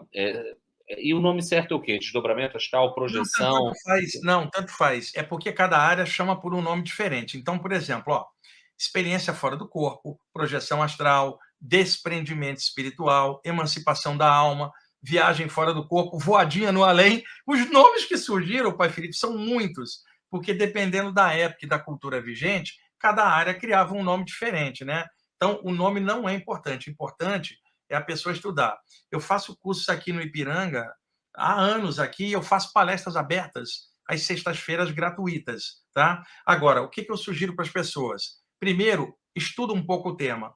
Lá no meu site, o ippb.org.br, tem um monte de coisa para a pessoa estudar, tem livro lá para ela baixar e que ela possa estudar para ampliar. Isso não é só fazer um curso, pai Felipe, porque não adianta a pessoa estar num curso morrendo de medo. Ela tem que primeiro entender que isso é mais natural. Então, o ideal seria leitura sobre o tema. Eu aconselharia, eu vou até deixar um separado aqui, eu estou para publicar o 15º livro já, pai Felipe. Esse é o Viagem Espiritual, da editora Luz da Serra. Qualquer livraria grande tem. Ele tem 58 imagens coloridas das saídas do corpo, tá?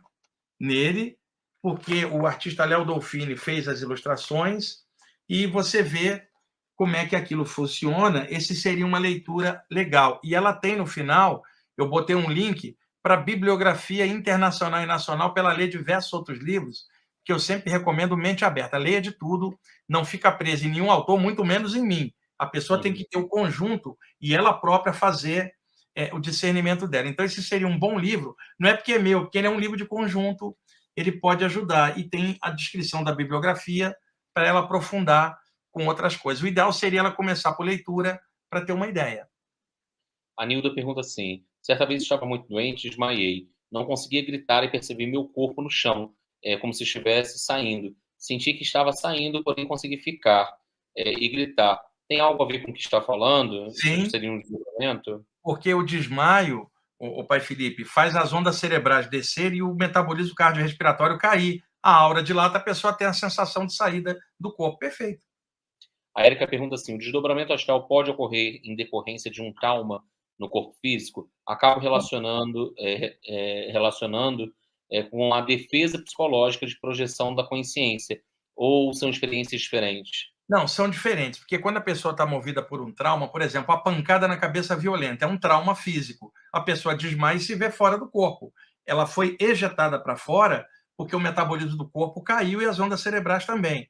Talvez ela esteja perguntando trauma no sentido de algo que a pessoa não consiga enfrentar, pai Felipe, um trauma, e a pessoa tenta escorregar para o lado de lá para fugir da realidade. Não, isso aí é escape mental.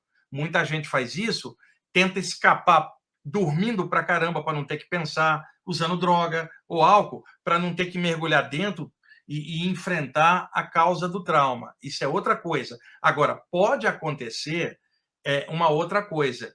Uma pessoa tentar estudar a saída do corpo para fugir da realidade, o que é um problema, porque a saída do corpo não é para tirar a pessoa do pé no chão, é para a pessoa buscar coisa melhor, voltar e encarar as coisas aqui, sabe? Não é para ir para lá e não querer encarar. Então, trauma precisa ser encarado aqui e agora. A pessoa tem que ter coragem de vencer. Ou faz terapia, ou reza, faz alguma coisa. E você, como psicólogo, pai Felipe, do teu trabalho, sabe disso. As pessoas precisam trabalhar e todo mundo tem alguma coisa para trabalhar. Eu, você e todo mundo. Ninguém aqui é zero bala. Todo mundo tem encrenquinha interior para vencer. Agora, quando o trauma é físico, ele pode causar o desmaio que leva a pessoa para fora. E o alerta: se alguém não está legal consigo mesmo, não vai estudar projeção astral. A pessoa precisa ficar aqui para ela poder resolver a coisa, para depois ela ter uma experiência com o pé no chão, né? Senão a saída do corpo ela pode ampliar aquela noção de fuga da realidade da pessoa. Então, sempre ensino para o pessoal: uma árvore só vai para cima, pai Felipe, se estiver bem enraizada. Então, se alguém não está legal consigo mesmo, você não tem que estudar a saída do corpo. Vai buscar uma cura para você. Isso é uma área que exige equilíbrio para estar entre o mundo espiritual e o humano e, ao mesmo tempo, estar seguro e equilibrado. Com certeza. O Thiago pergunta se por medo e desconhecimento se faz algo mentalmente, mantra ou alguma oração e interrompe a paralisia do sono, isso pode, de certa forma, não ocorrer mais? Sim, porque ele criou uma trava, um gatilho de segurança. Tipo assim, pai Felipe, muita gente faz isso. Ela acorda paralisada, como ela não sabe o que é aquilo, ela fica fazendo prece para aquilo passar. Ou alguns ficam fazendo mantra, ou chamando mentalmente uma ajuda. A mente dela faz a leitura de que aquela paralisia é ruim e que quando ela faz uma prece, aquilo melhora. Então ela criou um bloqueio interno para ela, que agora ela quer estudar o tema e às vezes se sente travada. O que ela precisa fazer? Leitura variada do tema por um ano, pelo menos, para que a mente dela destrave e ele compreenda que o que parecia sobrenatural é natural e, portanto, pode acontecer. A Liliane pergunta: desdobramento astral e regressão espontânea têm algum ponto em comum? Não, nenhum. É o seguinte: a regressão é um evento da memória em que a pessoa retroage dentro da mente dela para eventos passados. Isso ocorre aqui por hipnose, estados alterados, às vezes durante a meditação, pai Felipe, ou às vezes durante um transe mediúnico, o médium vê cenas do passado. Isso é chamado retrocognição, que é a regressão de memória, o nome popular em latim, retro, que é atrás, cognição, que é conhecimento, o conhecimento anterior. Por exemplo, pai Felipe, você está ali na hora da reunião, você está fazendo uma prece e, de repente, se vê um flash de uma vida passada tua. Você não está fora do corpo. É um flash de memória dentro da tua mente. Porém, pode acontecer duas coisas. Você ter uma saída do corpo, pai Felipe, e ter uma regressão de memória durante a saída. Quer dizer, é a mesma coisa. Ou segundo, uma pessoa está deitada com alguém conduzindo uma regressão e aí o campo dela relaxa tanto que aí a aura dilata e a pessoa tem a saída do corpo junto com a regressão. Nesse sentido, sim, mas são dois fenômenos diferentes. Pessoal, nós somos 180 pessoas e só tem 40 likes. Favorece aí para a gente poder seguir aqui. A Beta coloca o seguinte: já tive alguns episódios de paralisia do sono, já tive a sensação de que meu corpo caía do nada e já tive sonhos muito reais em que eu acordava cansada, suada e às vezes com as mãos vermelhas depois de trabalho intenso espiritual. Isso pode ser uma projeção? E aí eu queria pegar o gancho. Depende. Pegar o gancho dela para falar de, às vezes, pessoas que despertam depois de uma projeção com marcas, às vezes, no pescoço, essas manchas. O que a gente pode acrescentar aí? Vamos lá. Primeiro lugar, a saída do corpo não traz cansaço físico, pai Felipe, porque ela está fora, ela não está queimando caloria do corpo, cara. O corpo está aqui respirando, ela não está correndo e queimando caloria. Então, não há como a saída do corpo desgastar o corpo dela durante a saída. Porém, uma outra coisa pode acontecer.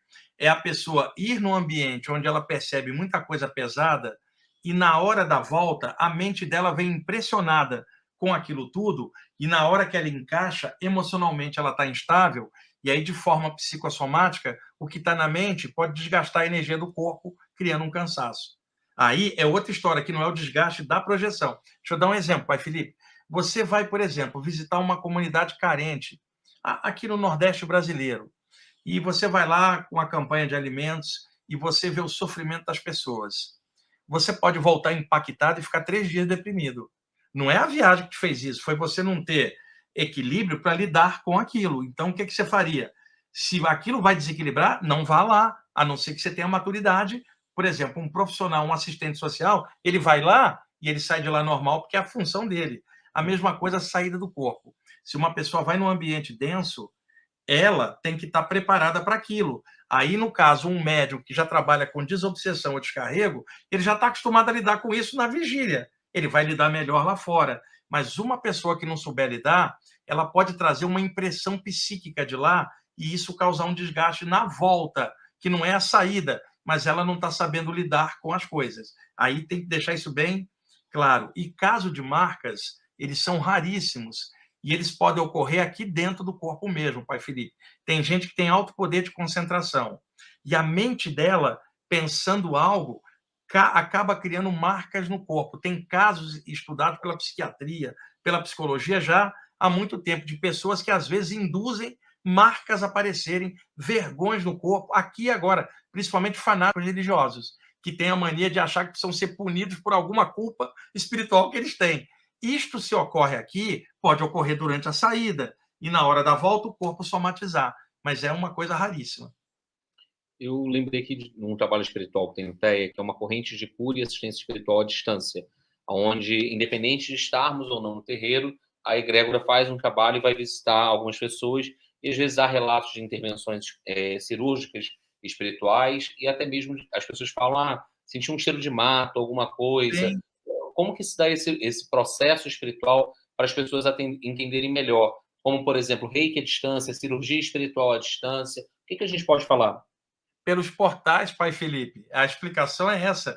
Por exemplo, está aqui o ambiente reunido. Supõe que tem um portal aqui num cantinho do seu grupo.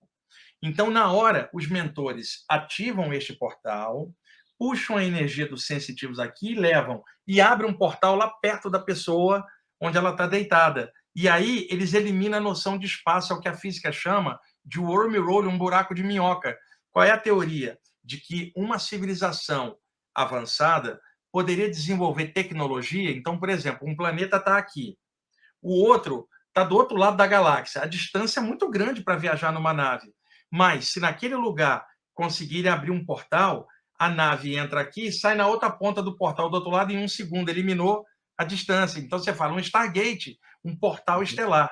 Existem portais extrafísicos, Stargates astrais. Muitas vezes a pessoa sai do corpo e entra em um e sai do outro lado. Aí a pessoa fala assim, pai Felipe, entrei num túnel de luz, naquelas EQMs, experiências de quase morte, são portais. Então, passa a energia do teu grupo pelo portal, abre o portal perto do doente que está lá na China e a energia chega lá em 1 segundo. É uma das explicações. A segunda, você está ali reunido, os mentores abrem um portal aqui e abrem um lá por cima de uma floresta e puxa o prana, a energia da floresta, vem pelo portal, você fala, meu Deus, entrou um cheiro de mato aqui. Então, são através dos portais que eles fazem essas atividades. Bacana. A Edinárcia, ela pergunta, estou muito feliz por esse momento, há um tempinho eu acordei paralisada com uma luz amarela no quarto e vi duas pessoas carecas com sobre mim. Gostaria de saber se isso acontece, se é desdobramento, como que ela notou isso? Isso que ela teve foi clarividência, né, Felipe? Ela acordou e, deitada, ela viu os 2 caras. É clarividência. Agora, o que eles estão fazendo ali? À toa que não é. E, pelo jeito, são presenças positivas. Talvez estivesse ali para tentar soltar ela para uma eventual projeção. Mas, primeiro, o que ela teve foi uma visão antes da saída. Isso é clarividência. A Ana Moura pergunta sobre terapia de vidas passadas. Qual a sua visão sobre isso? Olha, depende de quem faz, né, pai Felipe? Porque tem que ter um aprofundamento grande e o profissional que faz isso tem que ser muito sério e tem que ter uma bagagem espiritual para lidar, por causa de um perigo que existe. Felipe, vamos imaginar você.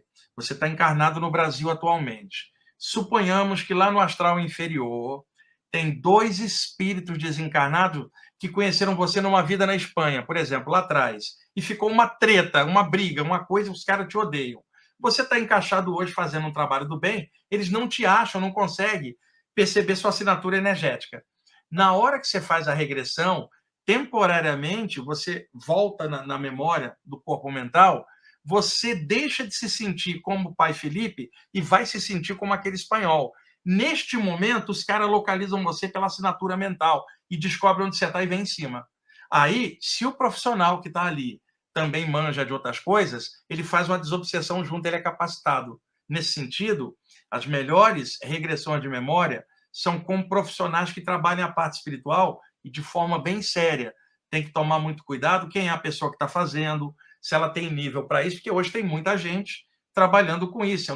E aí, é claro, tem gente muito legal e gente não tão legal, como em qualquer outra área. Mas essa é uma área, pai Felipe, que você está se expondo na mão de outra pessoa conduzindo aquilo. E o objetivo não é descobrir quem você foi em vida passada, que isso é uma besteira. O importante é o aqui e agora.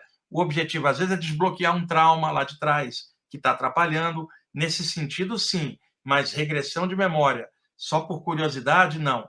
Pode ser por pesquisa da pessoa, né, estudando o tema, ou por desbloqueio de trauma. Aí é uma ferramenta muito legal. E existe trabalhos de regressão de memória fora do corpo durante o sono, pai Felipe, feito pelos mentores. E eles regridam a pessoa para o ponto que está prendendo ela. Enquanto que a pessoa que trabalha aqui, às vezes também pode fazer isso, mas depende do profissional se é sério.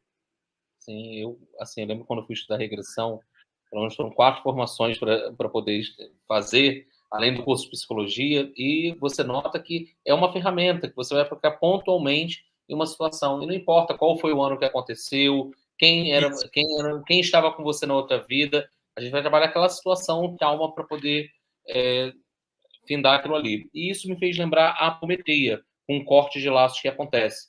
O que você diz do trabalho apométrico? No TEA, nós não trabalhamos com a apometria espiritual, e sim a chamada apometria clínica, onde você dá os comandos dos pulsos, dá alguns comandos de corpos. Já teve alguma experiência com isso, Wagner?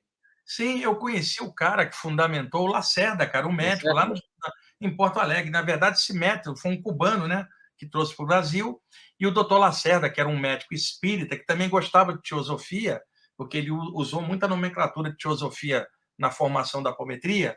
E na década de 80 eu fui a Porto Alegre fazer um curso. Na época eu trabalhava junto com o Valdo Vieira. Fomos nós dois em Porto Alegre e lá conhecemos o Lacerda, autografou o livro, explicou para a gente o método.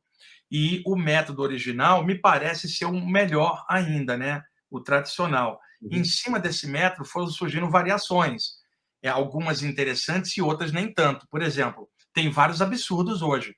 Por exemplo, um grupo espiritual, não interessa onde é, tem uma câmara de cura para aplicar energia nas pessoas. Então, numa reunião de apometria, que um amigo meu estava, tipo assim, os caras ameaçando um obsessor. Ou você desmancha esse trabalho, ou nós fatiamos seu corpo astral, cortamos e você não vai conseguir ficar inteiro. Você imagina. E aí eu pensei, tem uma câmara de cura ali, fatia o cara ali, depois cola na câmara de cura. Isso é uma babaquice. Então, provavelmente, o que a pessoa não soube, tipo assim, irmão, dissolve esse negócio, porque nós temos técnicas energéticas aqui de compressão energética, de trava, o que você faz no outro, de repente você vai sentir em você e vai soltar. Isso sim. Então, a apometria é um excelente método de desbloqueio de coisas do passado, rompimento de cordões energéticos e também de desobsessão. Pai Felipe, agora, eu conheci gente da apometria que a arrogância era enorme, tipo assim, vamos desmanchar um bolsão do Antigo Egito, vamos pegar aquele grupo de mago da Atlântida, como se só fosse isso. Tipo assim, o seu Joaquim desencarnado aqui da rua, ninguém pega, só pega mago da Atlântida. Isso aí é uma tolice. Na verdade, o cara está pensando que está desmanchando o bolsão da Atlântida e tem o seu Zezinho aqui obsediando ele não vê. Preocupado com Atlântida, Egito. Existe isso que eu estou falando, eu conheço o tema. E a questão da apometria trabalha com desdobramento de campos energéticos mediúnicos na reunião, que é diferente de uma saída do corpo deitado em casa, com metabolismo baixo, o corpo vazio, porque a pessoa foi para fora.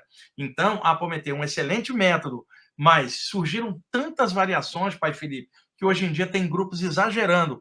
E outra coisa, o exagero com a questão de chips. Né? Ah, você está todo chipado. Nem olhou a aura da pessoa e já diz que ela está cheia de chips, cara. Isso não é verdade. Ainda vigora, e você como médium sabe disso, qual é o tipo médio de obsessão? Não é o chip, é a influência mental de uma entidade sobre a outra. Ela já consegue influenciar a mente sem chip nenhum. Agora, existe tecnologia extrafísica para o mal e desenvolveram artefatos para colar na aura, mas isso não é a maioria. É que do jeito que o pessoal fala, parece que a humanidade inteira está chipada. Jesus desceu aqui, está chipado. Pai Joaquim chipado, o cacete. Nada disso. Tem muito exagero. Muito bom. Uma pessoa que perguntou, eu já pulei o nome dela, como explicar essa questão do padrão mental dos médiuns, né? Que a gente estava falando na obsessão e na desobsessão, e explicar pessoas como Divaldo, Chico, que tinham obsessores Sim, e super evoluídos. sim, porque o Divaldo e o Chico também tiveram vidas passadas, né, pai Felipe? E em outras vidas eles não eram igual nessa última. Hoje eles foram missionários, né? Às vezes, com o tempo, o cara melhora. Todos nós somos assim. Mas às vezes tem algo pegando de outras vidas. Embora você tenha melhorado muito, aquela entidade não melhorou. E às vezes está ligada com coisa do passado com você. Então, o fato de você estar bem agora não significa que você não tenha laços antigos, milenares, com outras consciências, que com o tempo a tua melhoria vai desativando e limpando a área. Isso é assim comigo, com você, era com o Chico e com o Divaldo, que, pô, médiuns excepcionais ambos, mas mesmo eles, por trás da mediunidade, são pessoas. E, enquanto pessoas, não há ninguém perfeito na Terra. Embora, como médium, a pessoa possa ser excelente. E eu sou admirador do Chico, do Divaldo, mas todo mundo tem passado, pai Felipe. Ninguém cresce da noite para o dia, cara. A natureza não dá salto, não. Tudo demanda tempo. A Eliane pergunta: em toda projeção astral existem amparadores para nos proteger nas experiências? Depende, se a pessoa estiver bem intencionada, sim, porque se a pessoa estiver mal intencionada, pai Felipe, nenhum amparador vai dar apoio para ela. Então a pessoa tem a companhia lá fora do jeito que ela é, do jeito que ela está intencionada. Para ter amparadores numa saída, a própria pessoa tem que ter bons objetivos ao tentar uma saída. Se uma pessoa tenta uma saída à toa por nada, ela está aberta a qualquer possibilidade. Mas se ela está ligada a objetivos benéficos e de evolução, sempre vai ter alguém extrafísico que vai dar um apoio. A Erika pergunta: Pode ser que ela não veja durante a experiência, porque ela está num plano e o mentor está em outro, mas ela está sendo monitorada e acompanhada invisivelmente. A Erika pergunta: como proteger os chakras quando se trabalha em locais mais densos, como hospitais e presídios? Mudar o padrão vibratório será suficiente? Não, não é. A empatia ou o sofrimento também pode captar Pode, sanguessugas astrais? pode, mas a empatia, ela existe para você sentir o que o outro está sentindo, é normal. Mas quando acabou aquilo, você não pode ficar com sintoma, pai Felipe, senão você adoece. Por exemplo, é muito comum alguém aplicar um passe em alguém e sentir o que a pessoa está sentindo. Aí a pessoa estava com dor de cabeça, ela vai embora, a dor de cabeça fica com você. Está errado, porque você limpou a pessoa e agora, por que você não limpa você? Então, acabou aquilo ali, dá um banho de luz em si mesmo. Por isso que aí no teu grupo você fala, toma um banho de erva na volta, para não ficar coisinhas agarradas no contato com a dor dos outros. Isso acontece. E a pulsação de luz dos chakras evita muita energia impregnar. Mas, às vezes, a pessoa é um profissional de saúde que trabalha lá, ela tem que dar um jeitinho. Então, o que ela faz? Antes de sair para o expediente, pai Felipe, tira uns 10 minutinhos e enche a aura de luz, pulsa a luz dos chakras, para já ficar impermeável antes de ir. E quando voltar para casa, novamente faça a mesma coisa. É necessário, às vezes, porque tem ambientes que são realmente muito carregados. O médium tem que sair do trabalho espiritual, pessoal, igual ou melhor, não pior. Por isso que se ele cantar, bater palmas, se tiver a firmeza mental durante o trabalho, a tendência disso acontecer é mínima. Não dá para o guia desincorporar e o médium está com mal-estar. Senão, faltou firmeza ali por parte do médium, não do guia. E outra coisa, pai Felipe, às vezes, numa sessão de desobsessão, por exemplo, uma entidade trevosa acoplou, está ali recebendo ajuda. Quando ele sai, e como a comunicação ela pela psicofonia, o chacalarinhos do médium fica sujo. Aí quantas vezes você viu? Vem um pai Joaquim dali, incorpora e começa a dar um passo para limpar. Sabe o que eu acho? Se o médium é uma pessoa que estuda e trabalha, entrou em contato com essa energia, ela saiu, o guia não tem que vir limpar ele. O que ele faz? Ele mesmo limpa e deixa o guia cuidar do obsessor. Mas tem um monte de médium acomodados, pai filho, quer que os mentores façam tudo. É médium preguiçoso. Tá, se saiu, tá, o chakra é meu, não é do preto velho, eu que preciso limpar. Então acabou, pai, deixa eu dar uma limpada, encher de luz. Preto velho, manda outro, porque eu estou já limpinho. Não é depender do guia para isso, porque o chakra da pessoa é responsabilidade dela.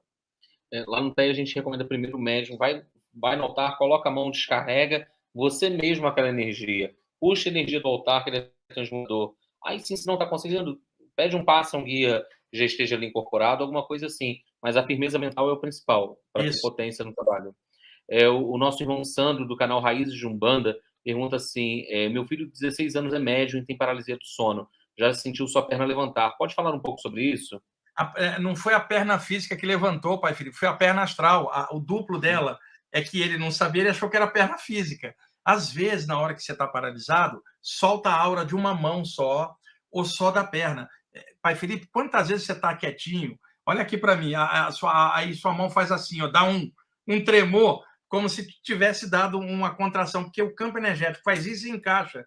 É normal para médiuns e curadores ter a aura das mãos soltas e sentir soltar os braços astrais. E para alguns solta as pernas também, é normal. O Arthur pergunta por que a catalepsia projetiva, na catalepsia projetiva, não conseguimos respirar, porém nos sentimos normal. Não é verdade que ela não respira, esse é outro erro. Quando a pessoa está numa catalepsia projetiva, o metabolismo cardiorrespiratório está baixo, pai Felipe, e as ondas cerebrais também saíram da vigília para alfa, depois para teta e depois para delta. Está num estado alterado. O que acontece? Nessa hora, o campo energético dele dilata um pouquinho, ele não notou, porque está prestando atenção na paralisia. E na hora que o campo dilata um pouquinho, toda a energia está indo para fora, Felipe. O corpo está com o metabolismo mais baixo. E aí a pessoa fala, eu não estou respirando. Só que o corpo está respirando igual no sono profundo, quando o metabolismo está mais lento. A pessoa, quando percebe a respiração, ela está acordada, é a respiração normal. Durante o sono, ela está alterada, porque o padrão de onda cerebral está alterado. E, às vezes, o sono é tão profundo que, às vezes, você olha uma pessoa dormindo, você fala, será que ela está morta? Porque a respiração está baixinha. Mas ela está respirando. É que as ondas cerebrais estão lá embaixo. Um médico explica isso fácil. A pessoa, na hora da catalepsia, a respiração pode estar muito baixa e ela não percebe. E aí ela comete um erro e fala, meu Deus, eu não estou respirando. Aí ela fala, aí ela puxa a atenção para o corpo trava a saída. Ela está respirando, só que ela não percebe, porque ela está com a energia indo para fora e a respiração está bem baixinha. Não há... Felipe, você conhece alguém que suicidou parando de respirar? Não tem como, porque a respiração, ela parece controle consciente, mas ela é automática. Por exemplo, nós dormimos e respiramos mesmo sem perceber. É automática a respiração. E o controle da respiração está na medula oblongata, cá atrás, na base do cérebro atrás, que é o controle automático da respiração. Se você chegar e falar assim, vou prender a respiração, não quero viver, você não consegue, uma hora, ó, o corpo te força a respirar. Então a pessoa não tem como morrer de catalepsia parando de respirar, cara, porque o corpo respira, até por automatismo, não vai deixar ela acontecer, mas o medo dela vai travar o processo e ela achou que não estava respirando quando não era verdadeiro. Ela não estava sentindo a respiração, mas o corpo estava respirando. Wagner, são 9h31 agora que eu me toquei. Como que está o seu horário? Olha, a gente pode ficar mais um pouco, tá? Okay. E aí a gente acha que está dando para responder bastante as perguntas, e esses temas, eles são muito instigantes, né? A pessoa quer perguntar mais, e na live de hoje eu evitei de contar algumas experiências que eu tive, porque para dar ênfase às explicações, às perguntas e deixar mais claro. Numa outra vez eu posso contar as experiências com a entidade de Umbanda fora do corpo e um monte de outras coisas. Hoje é legal a gente estar fazendo desse jeito, porque está clareando muita dúvida de muita gente. O Jorge pergunta o seguinte, quem faz yoga, se durante o relaxamento sentir que o corpo girasse uns 30 graus, estaria iniciando a saída do corpo? Sim, são duas possibilidades. Ela está fazendo yoga. Yoga é uma palavra do sânscrito significando união, porque o objetivo do yoga é o samadhi, a expansão da consciência, e todo yoga se baseia muito no Patanjali, os aforismas, os sutras, o Yoga Sutras do Patanjali, que começa no primeiro passo, que é Yama, e chega no oitavo, que é o Samadhi. Então, o yoga, não é a yoga, é o yoga do sânscrito, união. Alguém fazendo yoga, o campo energético se dilata um pouco, alguns dos chakras podem se soltar espontaneamente, as ondas cerebrais podem baixar um pouco, porque a prática do yoga faz isso. A pessoa interiorizou, a mente dela também interioriza, o metabolismo baixa, então a aura solta. O que acontece na hora que solta, Felipe? Ela pode começar a dar uma sensação de ida e volta, lembrando um giro, tá? É um primeiro indício. Outras vezes, a pessoa está aqui, a aura da cabeça solta para a esquerda ou solta um pouco para a direita. Se soltou um pouco para a esquerda e a pessoa está aqui, daqui a pouquinho a energia contrai, ela vai fazer assim, como se estivesse caindo, sentada. Estava fazendo yoga e deu a sensação de estar caindo para um lado ou para o outro. E a outra possibilidade é que um dos chakras começou a ativar e dá uma sensação de rodopio na aura. Interessante. O Arthur pergunta, Romaior, se puder reenviar, eu devo ter pulado por incidente. Quando não nos cuidamos, ao invés de ser uma experiência boa, pode ser uma experiência traumática, o desdobramento? Olha, se uma pessoa não se cuida, o pai Felipe, a experiência humana pode ser traumática aqui, não precisa nem sair. Se uma pessoa não está bem, seja aqui ou lá, tudo vai ser traumático, cara. Agora, o que eu falei antes, uma saída do corpo, o pessoal pode ver alguma coisa que ela não está preparada e voltar e se assustar. Isso sim. Agora, coisas ruins existem aqui e existem lá. E se a pessoa não está bem, vai ficar tudo ruim aqui ou lá. O Sandro pergunta assim, o que tem de verdade na frase, quanto mais rezo, mais assombração me aparece? Não, não tem nada a ver. É que, e outra, se quando uma pessoa rezasse e a prece for de coração e abrir ela, não tem como aparecer assombração. Porque se qualquer entidade ruim aparecer, melhora pela prece dela. O problema não é esse. As pessoas fazem prece na mente, por condicionamento religioso, pai Felipe. E aí sim, quanto mais ela faz, entidades se aproximam para se aproveitar da repetição mental que ela está fazendo, que é por condicionamento. Felipe, quantas preces as pessoas fazem por medo? Por exemplo, ai Jesus! Isso é prece com adrenalina, cara. A energia não sobe, porque ela está na base, é medo. Então, prece é um momento de entrega, de agradecimento feito de coração erguido ao poder maior que a pessoa respeita. Como é que Jesus fazia? Perguntaram a Jesus, olha, como é que o senhor ora? E Jesus disse, eu vou num cantinho quieto, entro no meu coração e em espírito e verdade eu falo com meu Pai que está no céu, que nós somos um só. Ou seja, de coração, não uma coisa de mente repetitiva. E aí Jesus ensinou o Pai Nosso para dar o exemplo de como ele fazia.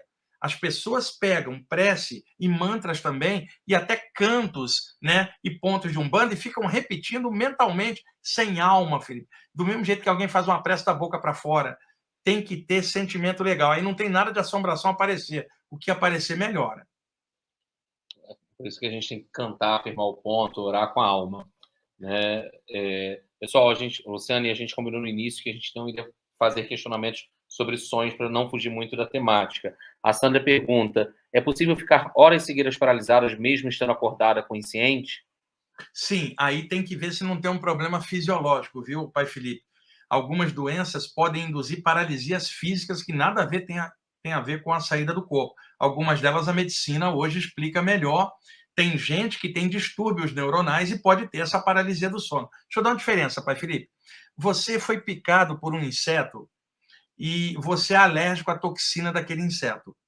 Então você cai duro no chão, porque você é alérgico, os músculos enrijecem, né? Você fica duro, começa a empolar, você fica duro. Então, se a musculatura fica toda emperrada, você não consegue respirar. Se você não tiver assistência, você pode ter uma parada cardiorrespiratória. Isso aí é normal. Nesta hora, você não vai conseguir se mexer. A musculatura travou por causa da ação da toxina do inseto, criando uma reação alérgica em você. Se eu pegar no teu braço naquele momento e apertar, tá duro, porque a musculatura endureceu. Isso é uma catalepsia física, tá? Você acorda de madrugada, pai Felipe, e descobre que não consegue se mexer. Se eu chegasse lá e apertasse o braço do teu corpo, não estaria duro, tá mole, porque não é uma paralisia com uma causa física, e sim por um motivo psíquico, que é a soltura da energia e o metabolismo baixo. Elas são diferentes.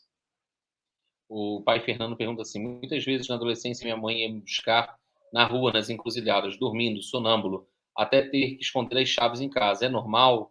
É desdobramento? Como Não, vocês é o seguinte, o sonambulismo é o contrário da saída, porque se a pessoa se movimenta, a circulação continua ativa, não há uma saída.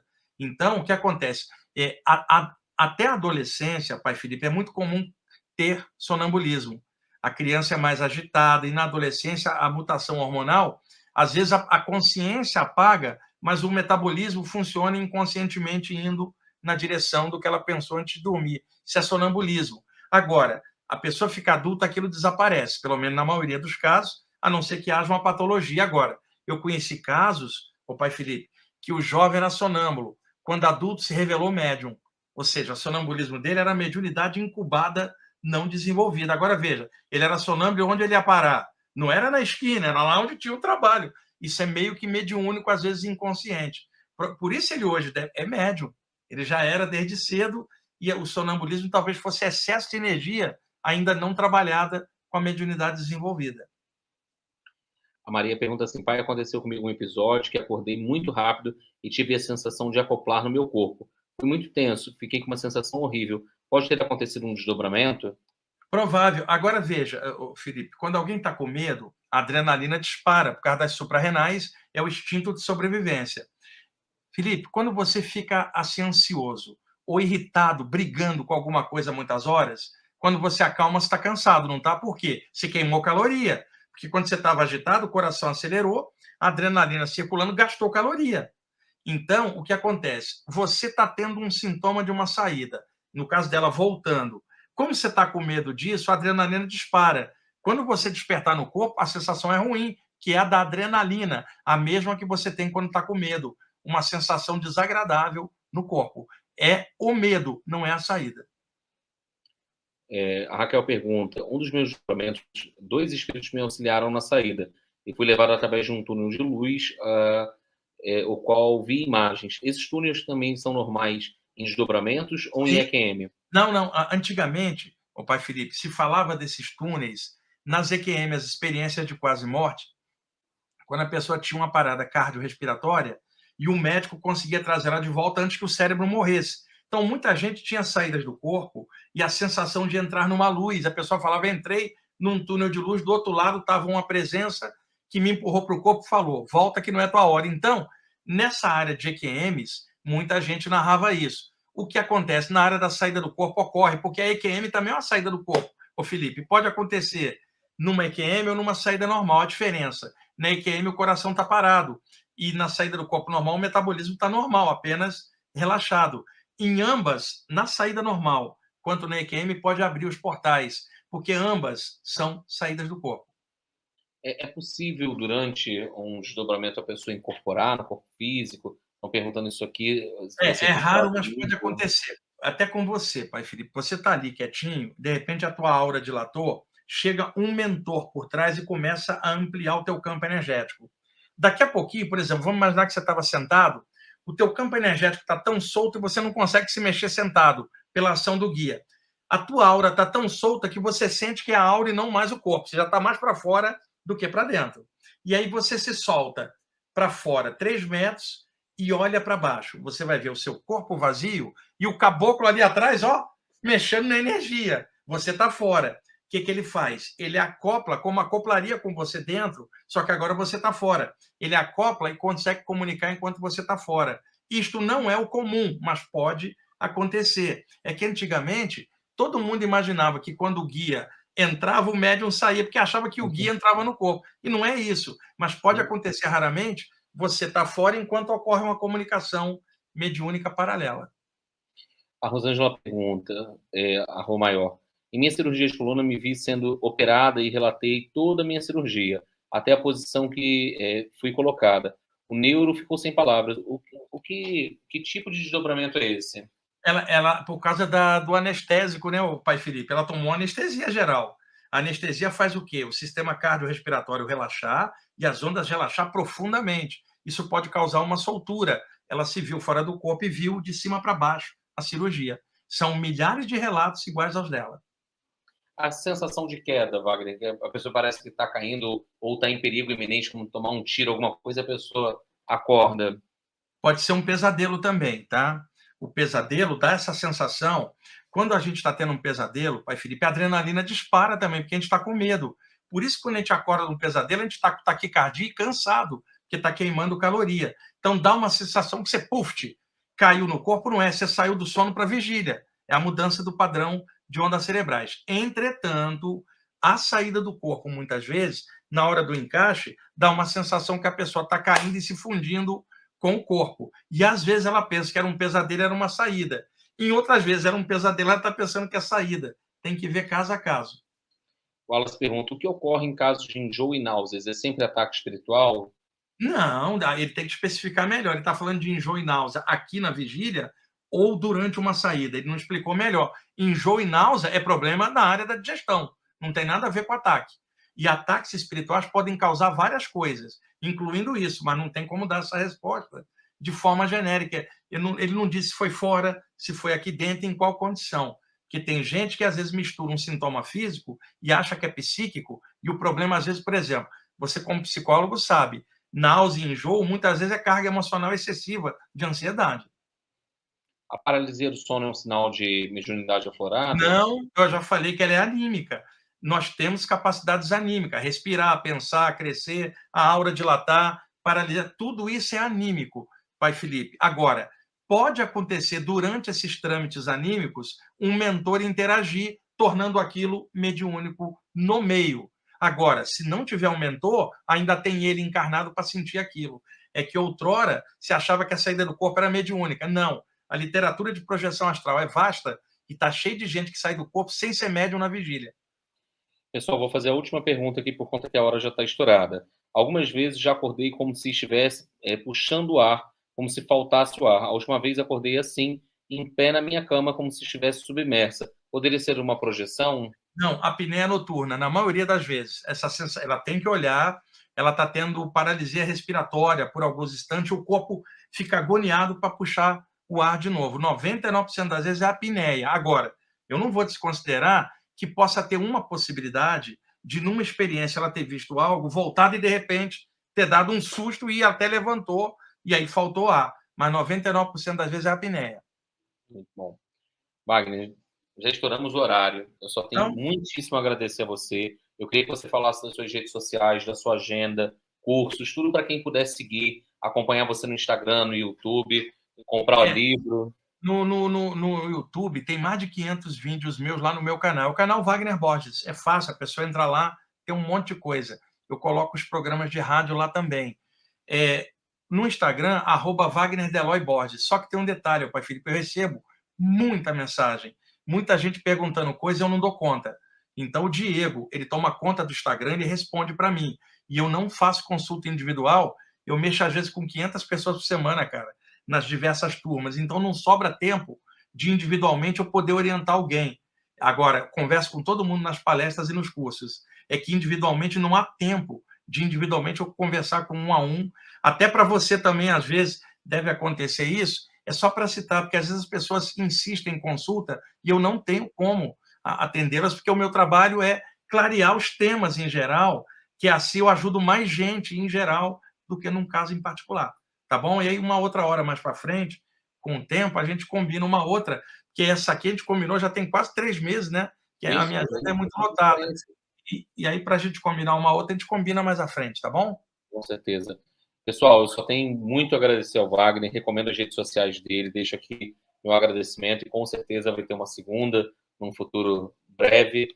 E segunda-feira eu estou de volta no Diálogo sobre Umbanda. Aí, ó, o Totti aí. Lá do pai Felipe, ó. Vocês abençoe ele. Eu estou de volta segunda-feira no Diálogo sobre Umbanda com o pai Braguinha e o tema é Exu, a luz do caminho. É o que a gente vai falar. Wagner, gratidão, meu irmão. Deixo aqui meu agradecimento. Muito obrigado a todos e até a próxima, pessoal. Até mais, pessoal. Até mais, pai Felipe. Um abraço. Tchau.